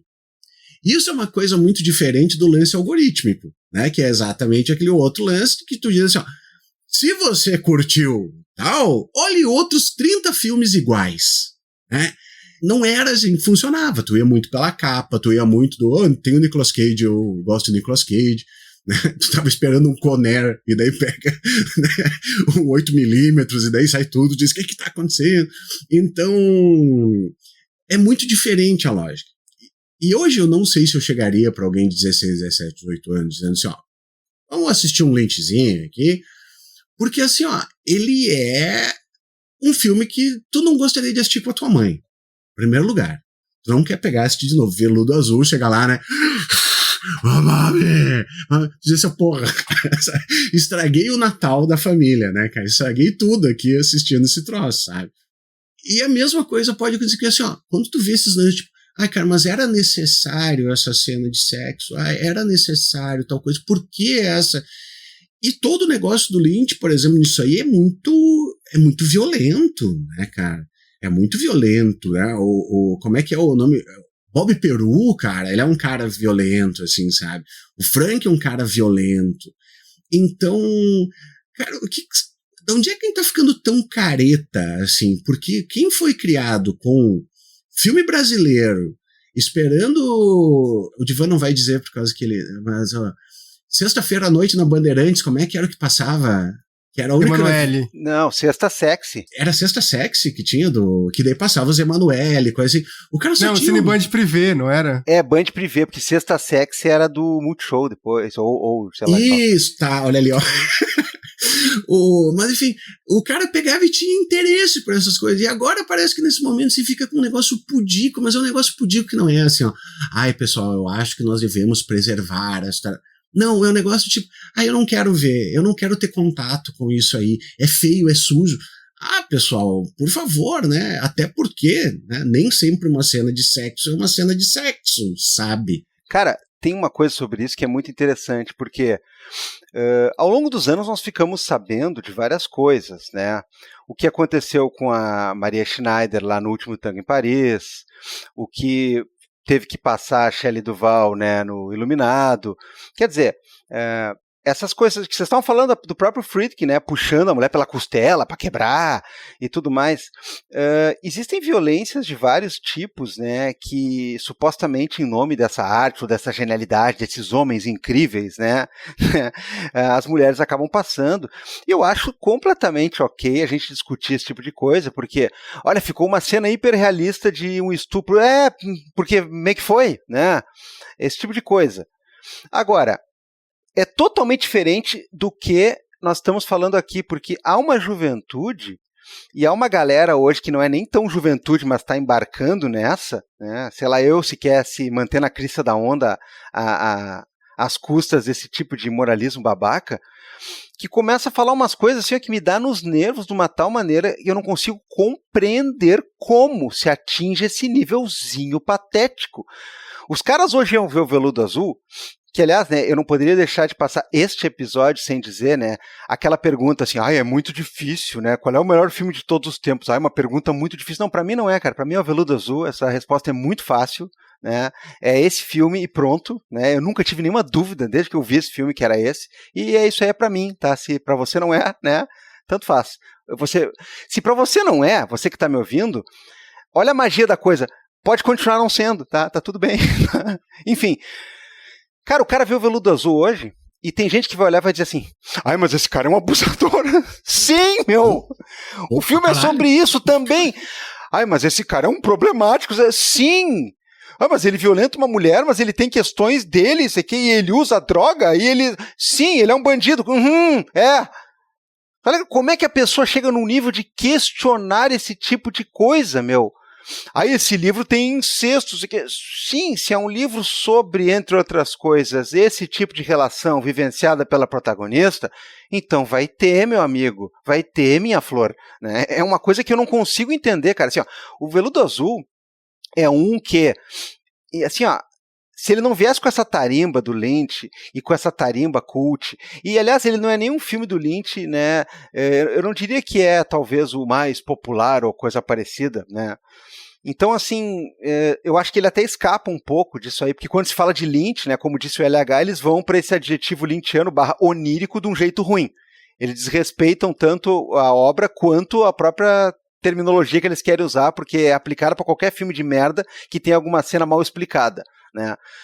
E as pessoas focam muito nesse aí, Mulholland Drive principalmente, mas se os caras vão ver o Veludo Azul, meu Deus, ai tem abuso, ai meu Deus, ele trai a namorada e com uma mulher que é objetificada, mas cara, presta atenção no que o LH falou, cara, ele pegou todos os estándares do noir e perverteu, cara, tu não tá nos anos 40 numa Nova York, numa Los Angeles, numa Chicago, tu tá numa cidadezinha mequetrefe, que ele tenta desvendar um mistério e descobre que, na verdade, ele é um dos enganados, não só por ser enganado numa circunstância de um casal e de uma relação bizarra, mas por toda uma realidade que ele sequer conhecia. E aí é aquela coisa, a namoradinha, imagina a Laura Dern tá em casa e entra a Isabela Rossellini pelada, cara, assim, ó, é um negócio maravilhoso, cara. É a absolutamente... Laura Dern que tava com as amiguinhas lá, ui, ele é bonitinho. Ele é bonitinho, né? Daqui a pouco, assim, ó, eu vou te avisar uma coisa, o teu namorado tá comendo essa aí, ó, que aliás tem uma relação com aquele outro louco lá, tá ligado? E orelha, os caras nem sabem de nada, meu, tá ligado? Assim, ó, e termina também não sabendo de nada, né? É uma coisa impressionante. Os caras reclamam de tudo, estão sexualizando não sei quem. Cara, mas a relação no Mulholland Drive, ela é uma relação amorosa que é uma das tônicas da própria coisa em si, e elas fazendo sexo faz parte justamente de uma forma de mostrar isso. O que tem que fazer, cara? A juventude não nota que nós estamos voltando pro macartismo dos anos 40? Quer dizer, vai começar assim, elas se olham e vão se dar um selinho, apaga a luz e aparece elas de chambre na manhã seguinte. É isso que tem que acontecer, cara. É um absurdo, meu. Não tem que ter facada no filme de assassinato, não tem que ter coisas desagradáveis no filme de briga de família. Porra, eu sempre digo pra todo mundo, uma das coisas mais cruéis, né, só pra pegar o gancho do LH sobre gênero, que eu achei muito bom, porque o Lynch é isso, cara. O que ele é? É policial? É drama? É terror? É muito bom você perceber que o cara transcende tal, mas ele usa elementos narrativos pra fazer o que ele quiser. Eu sempre digo isso. Me indica uma boa leitura de terror. Eu disse, bom, terror tem vários monstros, fantasmas e coisa parecida. Agora tu quer te apavorar mesmo? Tu pega a peça da reunião de família da Lia Luft, que foi feita pelo Caio Fernando Abreu. Tá? Aquilo é terror, meu. Aquilo tu sai apavorado, porque aquilo, inclusive, tem aquela nota da realidade. São relações horríveis entre as pessoas que deixam marcas horríveis. Então, assim, o cara fala, meu Deus, como é que pode? Ele está mostrando... Mas, cara, você desaprendeu a ler uma história, a ver um filme, a ouvir uma música? É sério? É sério? Quer dizer, não pode aparecer um seio, não pode aparecer uma tripa, não pode aparecer alguém mandando... não pode... Um filme sobre escravatura, então, não vai aparecer o escravo apanhando, nem as pessoas presas numa senzala, não vai aparecer... Não tem mais filme sobre nada. É só filme sobre, sei lá o quê, meu. Eu não sei mais sobre o que dá pra fazer, então... E isso aqui não é eu reclamando do meu tempo era melhor, mimimi, não sei o quê. Isso é eu apavorado, né, como as pessoas pararam de andar para frente e começaram a andar para trás. Eu quero, inclusive, que o meu tempo passe, mas para que isso aconteça, vocês precisam andar para frente, vocês estão trancando a fila do buffet aí, meu. Eu tava pensando nisso que vocês estavam falando, e tem algumas coisas, assim, que eu acho que vale a pena comentar. Primeiro, tipo, Lolita, né? Eu acho que Lolita sempre existiu essa coisa por causa do filme do Kubrick, ou por causa do próprio livro, sabe? E eu acho que sempre existiu a ideia de que, tipo assim, esse tipo de coisa precisa de nota de repúdio. Eu preciso que no final o Frank ele se foda de uma forma tão bizarra que fique condescendente, que melhore o que ele fez, sabe? Tipo assim, que mostre que, tipo assim, olha, ele fez todas aquelas loucuras de usar oxigênio e estuprar a mulher, e ele se ferrou tanto que pra mostrar que não vale a pena, sabe? E daí... me faz pensar que talvez hoje em dia internet em si, ela dá mais força para essas pessoas. Elas gritam mais alto do que as pessoas que, para elas entendem isso, sabe? Porque aqui, a gente tá 1 hora conversando sobre Lynch, e agora a gente vai falar sobre questão de nudez, ou... Eu acho que, pra mim, não existe uma fetichização muito grande nesses filmes sobre pessoas peladas ali, sabe? Mas sobre essa questão da nudez em si, que faz parte da narrativa, faz parte do que tá acontecendo, enquanto essas pessoas vão gritar por 1 hora sobre só aquilo, sabe? E daí parece que talvez seja muito grande. Eu tenho um pouco essa impressão, assim. Mas é aquilo, eu entrei no Blue Sky pra participar de uma bolha, sabe? E daí, graças a Deus, essa bolha está funcionando por enquanto. Não tô sendo atingido por loucuras e qualquer coisa de tipo da galera reclamando. Obviamente, isso é claro, eu acho que ninguém aqui tá falando contra isso. Existe sim filmes que são fetichistas, existe sim diretores que são bizarros. Tem um exemplo bizarríssimo do próprio Azul é a Cor Mais Quente, de como que ele foi filmado, e de tudo isso, assim, que sim tem que ser denunciado, sim tem que ser falado, e tem que entender o que vai ser feito com isso, sabe? Com essas pessoas que participaram e tiveram problemas em relação a isso, com o próprio diretor em si, o que vai ser feito com esse cara em si, o que a gente vai assistir depois dele, se não vale a pena assistir nada. Enfim, tudo isso é uma discussão válida. E eu acho que, então, talvez tenha ficado preso nessas pessoas que estão falando, tipo assim, olha ali, apareceu um peitinho, tá ligado? Porque é isso, eu acho que quando a gente fala de um filme da Netflix que caiu, sei lá, e ninguém deu bola, que apareceu no catálogo, eles estão muito mais preocupados em reter você de alguma forma ali dentro, então a gente tá seguindo um padrãozinho, que comentei mais cedo, que é tipo assim, beleza, se não aparecer nudez é melhor, se tiver violência, é legal ter algum tipo de nota de repúdio, ou alguma jornada que esse vilão sofra bastante, sabe? Porque daí eu vou estar aprendendo essas pessoas nesse quadradinho sempre. Daí talvez se você pegar um adolescente, uma criança, e começar desde o começo, falar pra ela, olha, assiste isso, vamos assistir esse filme junto, vamos ouvir essa música junto, talvez ela vai crescer com uma outra cabeça, que não é você entregar um tablet pra ela com o Netflix Kids e falar, toma aí, filhão, faz a boa. Fica quieto no restaurante. É que vamos assistir Irreversível. Fica quieto e assiste Irreversível aqui, então, seu babaca. Com 12 anos, assim. Mas fala isso, minha mãe me obrigou a assistir Christiane F. com 13 anos, tá? Eu não recomendo pra ninguém. Isso já foi alvo de comentários aqui. Essa tentativa a partir do uso de Christiane F. pros fins que se queria deu totalmente errado pra maioria das pessoas. Deu totalmente errado. Nunca põe um show do Bowie no negócio que tu quer dizer assim, ó, não seja assim. Diz, cara, mas o cara foi num show do Bowie. É evidente que eu quero ser isso aí, sabe? Uma anedota, assim, eu fiz pro Ed. E eu lembro claramente do policial em sala, com aquelas televisãozinha de toda lacrada, sabe? Que toda escola tinha. Colocando uma parte do Transporting, eu não sabia que filme era na época, a parte do bebê, do cara tentando se desintoxicar dentro do quarto, sabe? Tendo alucinação. E daí, mais uma vez, acho que envolve, a gente pode falar de Lynch, né? Que ali é claramente aquilo que o Divan falou. Está tendo uma alucinação, do momento tal ao momento tal, não é verdade, sabe? E eu fiquei morrendo de medo daquilo, e sei lá, 10 anos depois eu fui assistir o filme e falei, cara, que filme maravilhoso. Mas tu não pode ficar o dia todo sonhando com heroína e Ziggy Pop, tá? Agora é outra coisa. Agora eu vou mostrar um vídeo pra vocês que drogas. Não. Pelo menos o Kubrick, ele também torturou o Tom Cruise no De Olhos Bem Fechados. Então, isso é um ponto positivo. O Tom Cruise, mas vem cá, não dá pra ir embora? Não. Abre essa porta mais 150 vezes, por favor. É que na época o Tom Cruise não sabia voar. Assim... Mas tem essa mesma esquina em Nova York, eu quero fazer aqui, tá bom?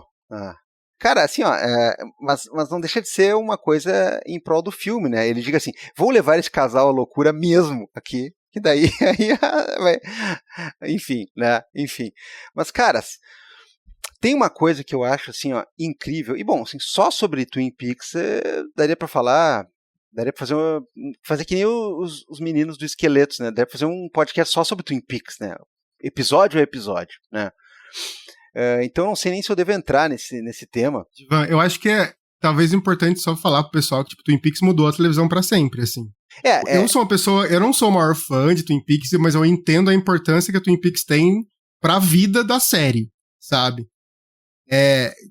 Twin Peaks, só bem rapidinho, assim, ele dos anos 90, antes disso a televisão não era uma coisa, tipo, importante, tipo, ninguém pensava em fazer filmes pra TV direito, a TV era tipo assim, coloca umas coisas aí pra galera assistir, é isso, então série era uma coisa muito procedural, tipo Law and Orders da vida, série de comédia, então David Lynch e o Mark Frost, ele trouxeram essa ideia diferente, né, que tipo assim, eu tenho uma história que é contada por uma temporada inteira, e eu não vou revelar quem matou nessa primeira temporada ainda, né, e dentro dessa primeira temporada eu vou apresentando as pessoas que vivem numa cidadezinha.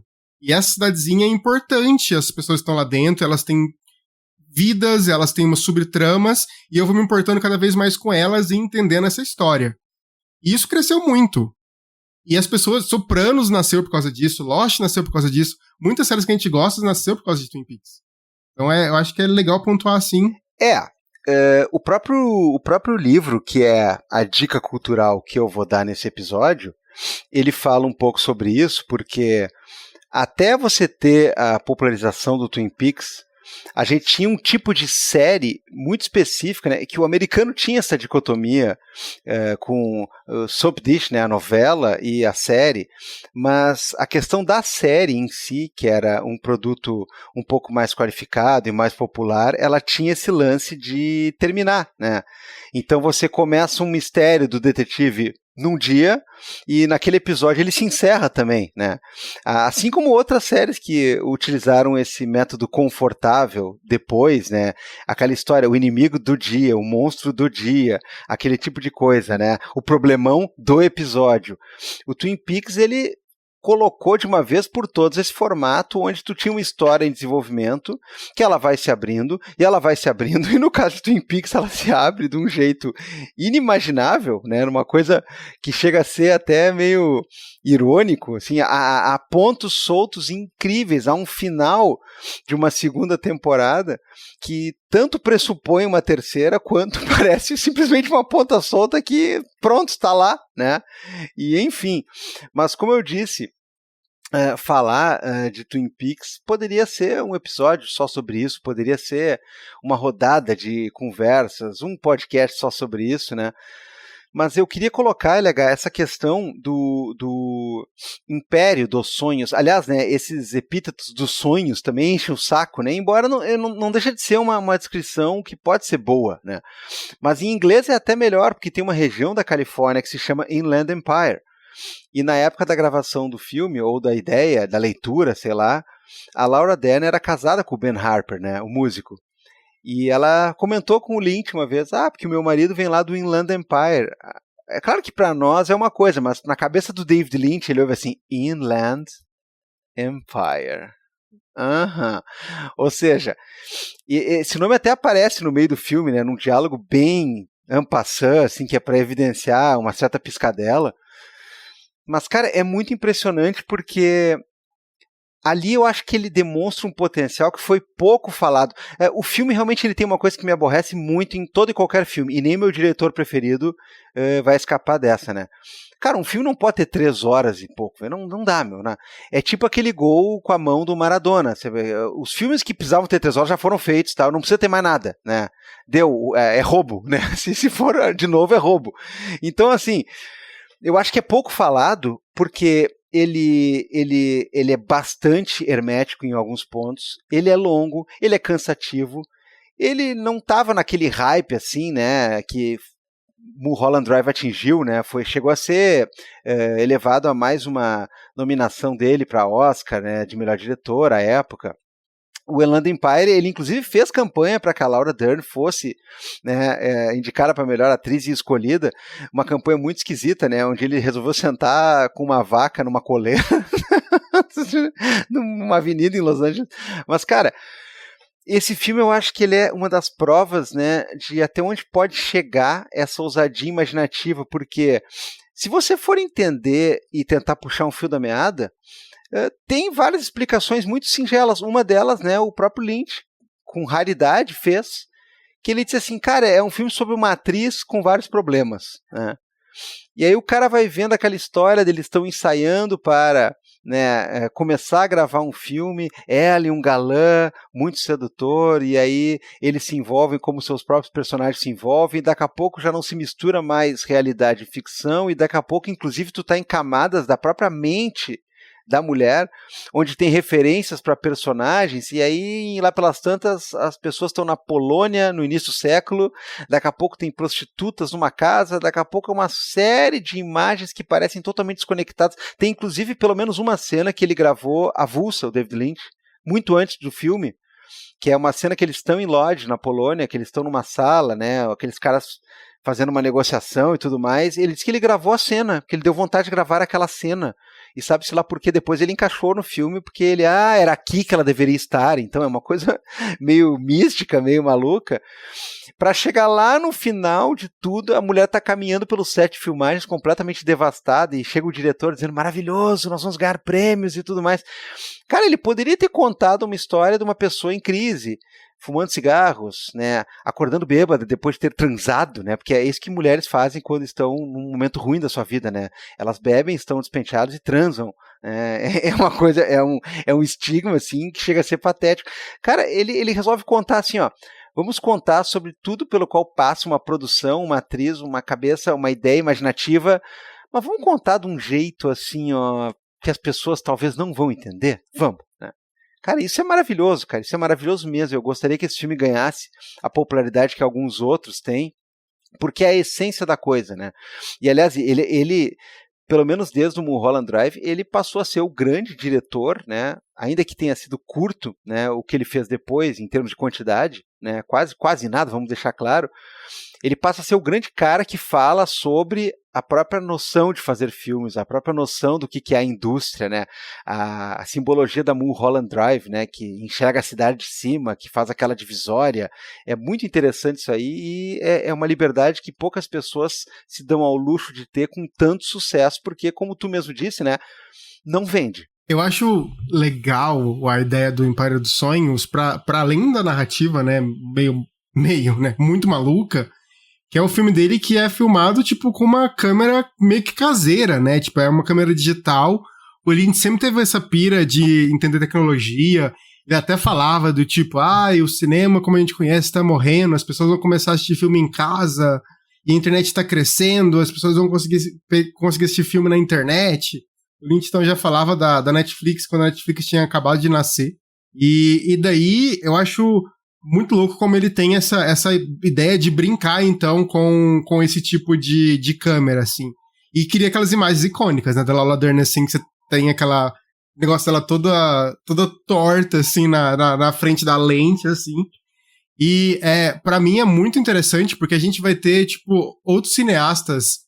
Não vou falar que é meio difícil pegar alguém que seguiu o Lynch, mas, tipo, igual a gente tá comentando nos anos 70, ali no começo dos anos 80, que até hoje, por mais que eles adaptam a tecnologia, eles ainda gostam muito da ideia do filme, sabe? Por mais que todo o digital tenha democratizado, muitas aspas, essa ideia de fazer cinema, o Lynch, então, ele pega isso e faz um filme muito maluco, onde a linguagem conversa um pouco com a ideia da narrativa. Mas é foda, tipo, mano, 3 horas. Eu acho que foi um filme do Lynch que eu assisti uma vez na vida, e há muito tempo atrás. E daí eu falei, cara, quando você me chamou, eu falei, cara, eu vou reassistir Império dos Sonhos. Eu falei, putz, eu acho que eu vou reassistir. Mas 2 que vão dar 4 horas, que eu acho que eu vou ficar mais feliz do que assistir uma vez só Império dos Sonhos. Porque é isso, eu acho que ele ainda é um filme que cansa muito, sabe? É um filme que você sai cansado, fala, cara, aconteceu tanta coisa. Não, mas eu ia dizer assim, esse filme, ele tem, pra quem gosta de, né, falar sobre essas coisas, muito lynchiano, muito viagem, umas coisas, né, que não dá pra entender, essa coisa. Cara, esse filme é paradoxalmente um filme perfeito. É claro que não é o filme que a gente indicaria pra dizer assim, tá, David Lynch, você quer ver um filme? Quer entender por que todo mundo baba o ovo desse cara e aplaude? Por que todo mundo sentiu a morte desse corno aí que não podia ter ido embora, né? Não, tô brincando. Mas, obviamente não é esse filme. Mas esse filme, ele contém, talvez, algumas das coisas mais no limite dessa ousadia e dessa loucura, assim como ele contém as coisas mais escancaradas também. Cara, aquela hora que ela tá meio que fugindo por um labirinto, e acaba sendo ela mesma que faz um barulho, né, onde ela mesma e os outros caras estão fazendo a leitura do roteiro. Lá no começo do filme eles estão fazendo a leitura e alguém faz um barulho, quem está aí, né? E daqui a pouco é aquela história, o que dialoga também com a Estrada Perdida, né? É cheio desses pequenos sinais, né? O cara basicamente toca o interfone para ele mesmo, né? Assim como aquela história do brabíssimo cara... isso. Brabíssimo, assim como aquele homem macabro, né? Com aquela maquiagem branca que parece o Javier Milei na pós do Trump, né? O cara telefona pra casa do cara e ele tá lá, assim, eu tô na tua casa, quer ver, ó, liga pra lá, esse tipo de coisa, cara, que é muito sensacional, mas é a própria tônica, né, eu acho que esse filme ele ainda traz, como foi o último grande dele, né, ele fez, né, coisas depois, né, tu ainda vai falar um pouquinho sobre aquela história que tu quer dar uma ideia pro Abal, né, dos Rabbids, que ele consegue inserir no filme também, né, de um jeito muito maluco. Ele queria fazer uma série, mas é outra coisa que ele decide assim, não, vai ter uma parte do filme que vai ser isso aqui, ó, vai ser os Rabbids, vai ser uns coelhinhos muito assustadores, né, vivendo uma vida de classe média. E, cara, essa questão da câmera digital, ela causa, talvez seja a última, né, já que foi o último filme longa, talvez seja a última coisa que ele disse assim, vou incomodar, né? Eu me lembro que eu vi no cinema e eu não estava acostumado exatamente com aquilo, cara, foi muito estranho, assim, tem aquele close quando ela vai falar com a Grace Zabriskie e tal, que elas ficam tomando um café, um chá, assim, a mulher treme a mão, assim, a imagem é incômoda, a imagem já é um recurso que ele usa para dizer assim, mas tem algo erradíssimo aqui. Eu acho que é o filme que ele mais trabalha a questão da câmera, assim, dessa questão, um baixo orçamento, muitas aspas, ali da fotografia. Mas assim, eu acho que é um pouco disso mesmo, que tipo, o Império dos Sonhos, ele é meio poético ser o último filme dele, porque eu acho que é isso que você falou, sabe, uma junção de tudo que aconteceu dessa filmografia. Do Rabbit, eu acho que tem um ponto que é legal comentar, porque só pra quem não conhece, depois que o Lynch terminou, né, como o Império dos Sonhos sendo o último filme dele, em 2006, o Lynch trabalhou com alguns curtas, né, tem o super famoso dentro da Netflix, que é aquele do macaquinho, né, que ele interroga o macaco, que é um assassino. E no meio desse processo aí, em 2002, né, até antes do Império dos Sonhos, ele já estava trabalhando com isso. E ele fez Rabbids, que era um curta que foi para um DVD, uma coletânea meio maluca, mas ele jogou no YouTube com um tempo estendido. Só que eu queria falar pro Abal, que faz sentido, o que ele deveria procurar depois, que eu também não sei muito sobre a história, é que uma vez usaram esse filme, nesse curta, para um experimento de psicologia. Fizeram um artigo que chama The Common Pain of Surrealism and Death, que a ideia era trabalhar com remédio, a pessoa ela assistia ao filme, tomava o remédio, e a partir disso eles tinham um estudo meio maluco sobre a questão de como um filme surrealista, enfim, trabalhava na mente da pessoa. Não fui muito a fundo, mas eu espero o RT comentado me contar sobre. Cara, eu vejo aquilo, eu penso, tipo assim, só poderia ser o David Lynch, né, para oferecer uma versão dark daquela família Sylvania, né? Sim, Cara, exato. Aquele bonequinho, assim, eles já são fofos, ao natural eles são fofos de um jeito meio tenso, há algo errado ali, né? Algo errado. A família Sylvania, né, numa salinha de estar, com umas roupinhas, assim, há algo muito errado ali, o David Lynch ele só esclareceu pra nós, né, que realmente como ele faz sempre, né, Tem outro curta dele que eu acho interessante, assim, do 2007, que é um curta do David Lynch cozinhando quinoa, ensinando a cozinhar quinoa. Tem no YouTube. Sim. Não, e outra, assim como o Martin Scorsese virou assim, o velhinho engraçado, né? O David Lynch virou assim, olha o velho louco aquele, né? Que fala do clima, que cozinha quinoa. Topete. Tal. Lula! Aquilo foi muito genial. Porque assim, pra quem não sabe, pelo amor de Deus, né? Além de Lula ser a personagem da Laura Dern no Coração Selvagem, que é um dos grandes sucessos, e a Laura Dern é uma das grandes amigas e musas dele, ele tem uma filha chamada Lula também. Então ele grava uns vídeos, às vezes diz assim, bom dia, Lula! Aí na época da eleição, os caras dizem, até o mestre faz o L, não sei o que, caralho, meu. Cara, isso foi muito engraçado.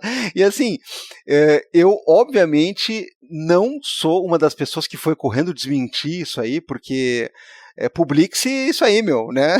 Se era ele falando pro Lula, tal, tá ótimo também. Tá ótimo. Eu espero que seja.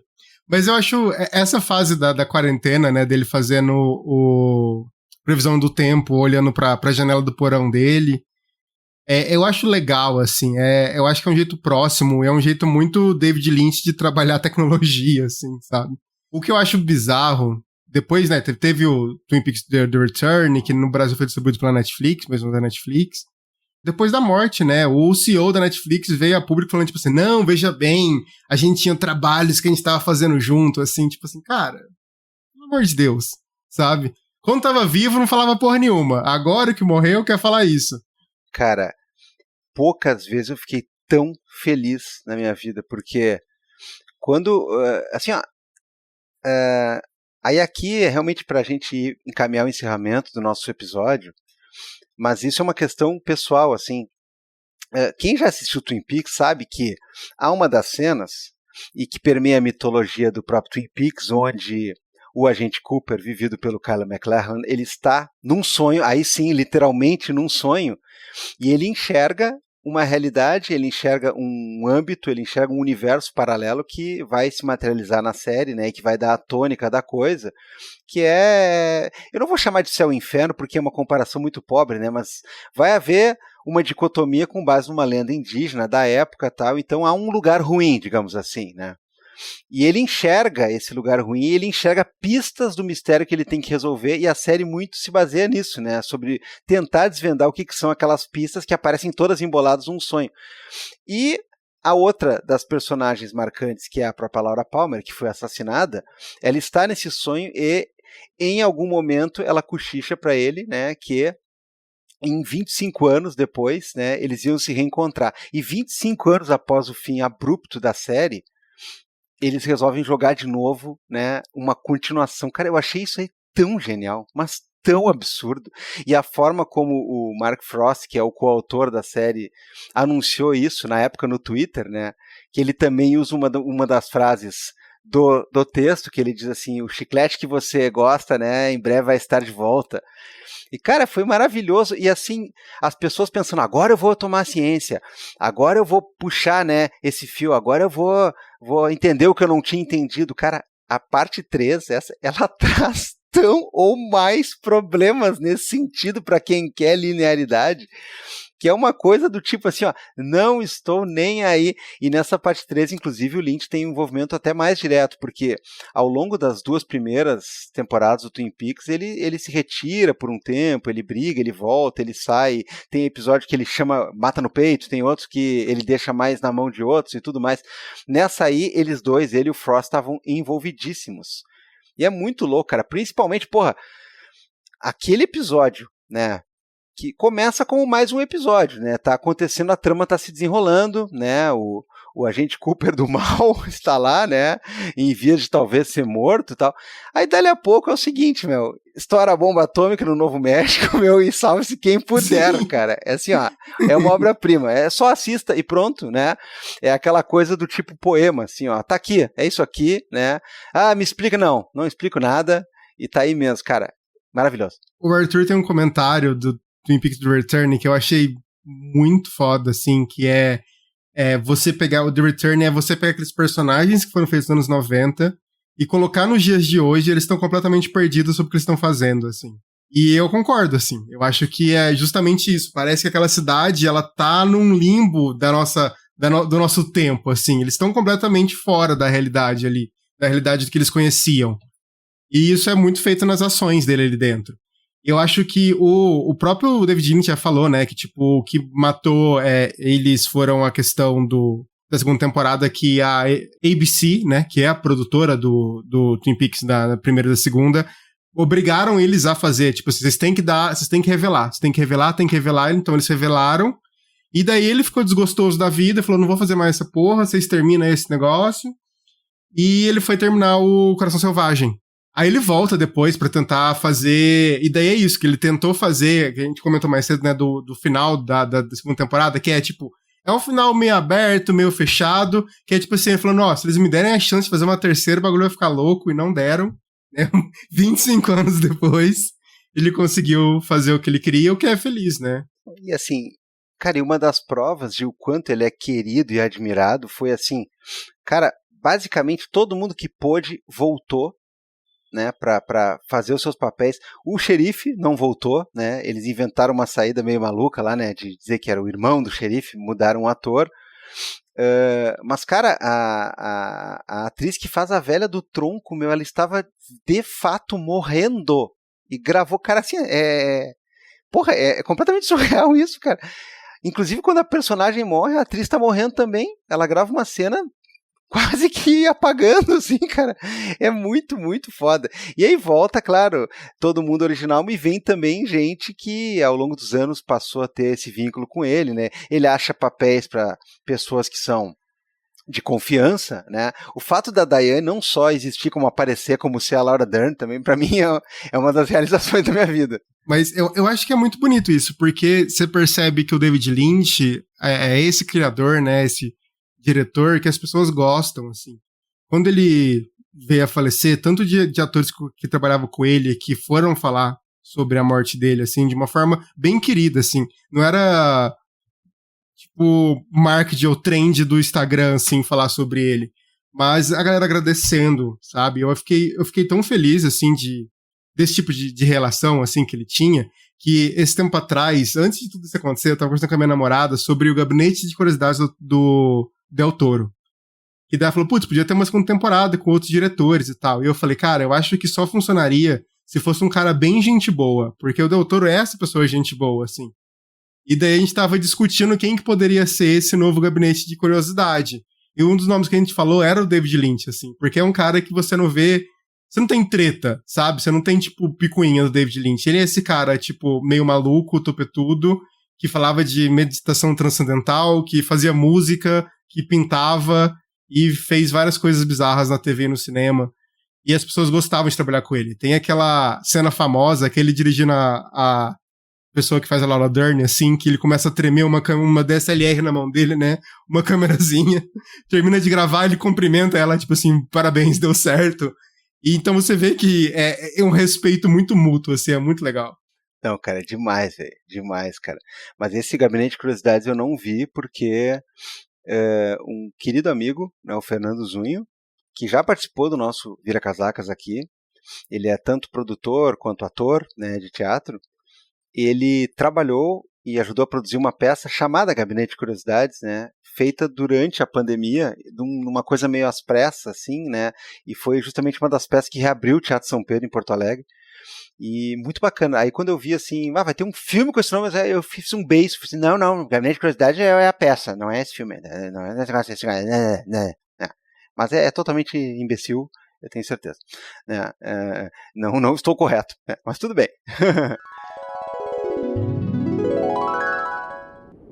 Olá, pessoal. Neste momento caiu a luz na minha casa e Steven e Ileana continuarão. Talvez eu volte.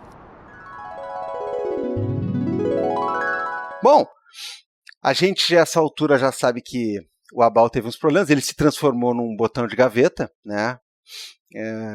Ou ele vai aparecer daqui a pouco com o uniforme da aeronáutica aqui, dizendo que esteve num lugar aí que a gente não pode saber muito sobre, né? E tudo mais. Ele tem uma marca meio diferente na perna aí, eu queria revelar isso para vocês aí, né? Ou não, né? Ou eu aqui em casa, né, recebi uma chave dentro de uma caixa, né? Que significa que está feito o serviço. O fato é que essa altura, né, o Abal vai ressurgir fantasmagoricamente, oniricamente, para dar sua dica cultural, mas a gente vai dar as nossas aqui, né, porque estamos aqui e lembrando sempre que as dicas culturais são um oferecimento de um artesão, pizzas para assar em casa. Em Curitiba, aí onde está o LH, não tem, Mas a gente tá chegando ali, olha, tá em Criciúma, região metropolitana de Porto Alegre, assim, daqui a pouco, né, ergue mais algum tentáculo aí, né, converse com o pessoal do Artesão, é sucesso absoluto, vai nas redes sociais, já que você não pode pedir LH, e dá uma olhada no que eles têm lá, é coisa muito fina. Eu já vi e eu vou pro Fantasy Poá esse ano, eu claramente vou ter que pedir no Airbnb. Você é obrigado a me dar uma, inclusive. Não, pode deixar, vamos pedir lá em casa. E o negócio é o seguinte, lembra que é só chamar no WhatsApp e dizer que escutou o LH no Vira Casacas, que aí é ele que paga a teleentrega, porque você não paga. Então, olha só, eu já tinha deixado claro ao longo do episódio, mas agora eu vou falar em nomes, né? Quando estava para sair o retorno, né, o Twin Peaks, né, da Showtime, que passou pela Netflix, graças a Deus, assim, a última coisa que a Netflix fez de útil em prol da gente, né, antes de virar simplesmente uma roleta russa algorítmica, né, não que antes fosse muito melhor. Aí eu resolvi que eu ia enlouquecer de novo, ou até mais, né, em termos de coisas sobre Twin Peaks que eu não tinha consumido. A Ingrid, nossa editora, né, ela já tinha me dado uma vez, né, um exemplar do Diário Secreto de Laura Palmer, né, escrito pela Jennifer, uma das filhas do David Lynch, e aí eu decidi que eu precisava de mais, né, e aí, claro, teve aquele livro que é meio ficção, meio enciclopédia, do Mark Frost, né, que serve como uma ponte entre as duas temporadas. Ele tenta fechar alguns pontos, ele tenta servir uns aperitivos pra gente. Esse é um livro lindíssimo, eu tenho ele também lá em casa. Mas o livro que eu quero indicar para vocês é um livro do Brad Dukes, chamado Twin Peaks Arquivos e Memórias. Ele fala justamente desse período de gravação da série, ele conta detalhes dos bastidores, negociações com a rede televisiva, quais eram as primeiras ideias do Lynch e do Frost, por que algumas coisas deram errado, quais foram as tretas. Então, assim, ele é um documentário escrito, né, de bastidores sobre a gravação do Twin Peaks, e para quem é fã de Lynch e de Twin Peaks, é um barato, assim, ó, absurdo. E ele vem com uma coisa super fofinha também, que é um marcador de página, que é no formato de uma torta de cereja, com uma receita de torta de cereja. A torta de cereja é boa? Já tentou fazer? Cara, fazer aquilo lá dá muito trabalho, né? Tem que ter muita habilidade, porque além das cerejas, que é em quantidade absurda, né? Se comprar aquela quantidade de cereja, é mais fácil de financiar um apartamento, né? Cereja e azeite não tá rolando, né? E a massa podre, cara. Puta, a massa podre é difícil, né, cara? Eu não tenho tanta habilidade assim na cozinha, eu me arrisco com algumas coisas. Mas enfim, né? Já comi algumas tortas de cereja e totalmente para a vida influenciado pelo R&R, né? E pela Norma e pela Shelley. Lindíssimas. Muito boa essa dica, hein, galera? Muito, muito bom. Então, né, eu só apareci aqui para dar a minha dica, porque eu não podia ficar de fora. Como eu falei antes no episódio, a minha dica é o livro Lacrimae Rerum, Ensaio sobre Cinema Moderno, do Slavoj Žižek. Esse livro é bem bacana por causa que ele tem análises exatamente de cinema, né? E quem gosta do Žižek sabe que ele sempre utiliza referências de cinema. E nesse caso aqui ele fala do Kieslowski, do Hitchcock, evidentemente, e inclusive do David Lynch. Então eu recomendo demais para você que quiser dar uma pensada mais a fundo nessa questão de cinema e o que representa.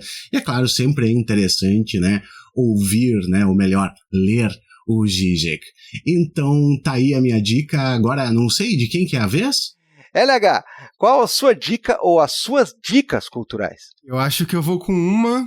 É um filme de terror brasileiro que eu gosto muito, que é o Animal Cordial, da Gabriela do Amaral. Tô indicando ele porque é um filme fácil de achar, ele tem na Netflix, ou ele tinha até a gravação.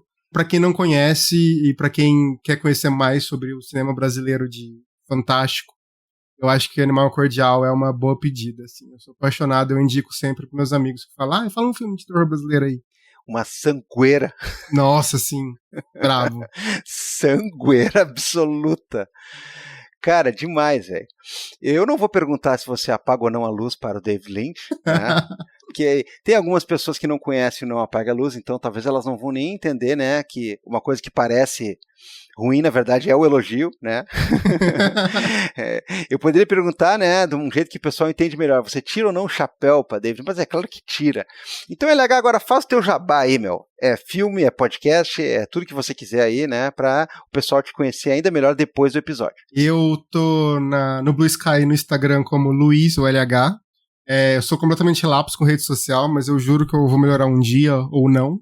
E eu tô no Apaga a Luz toda semana, ou quase todas as semanas. É bonitinho.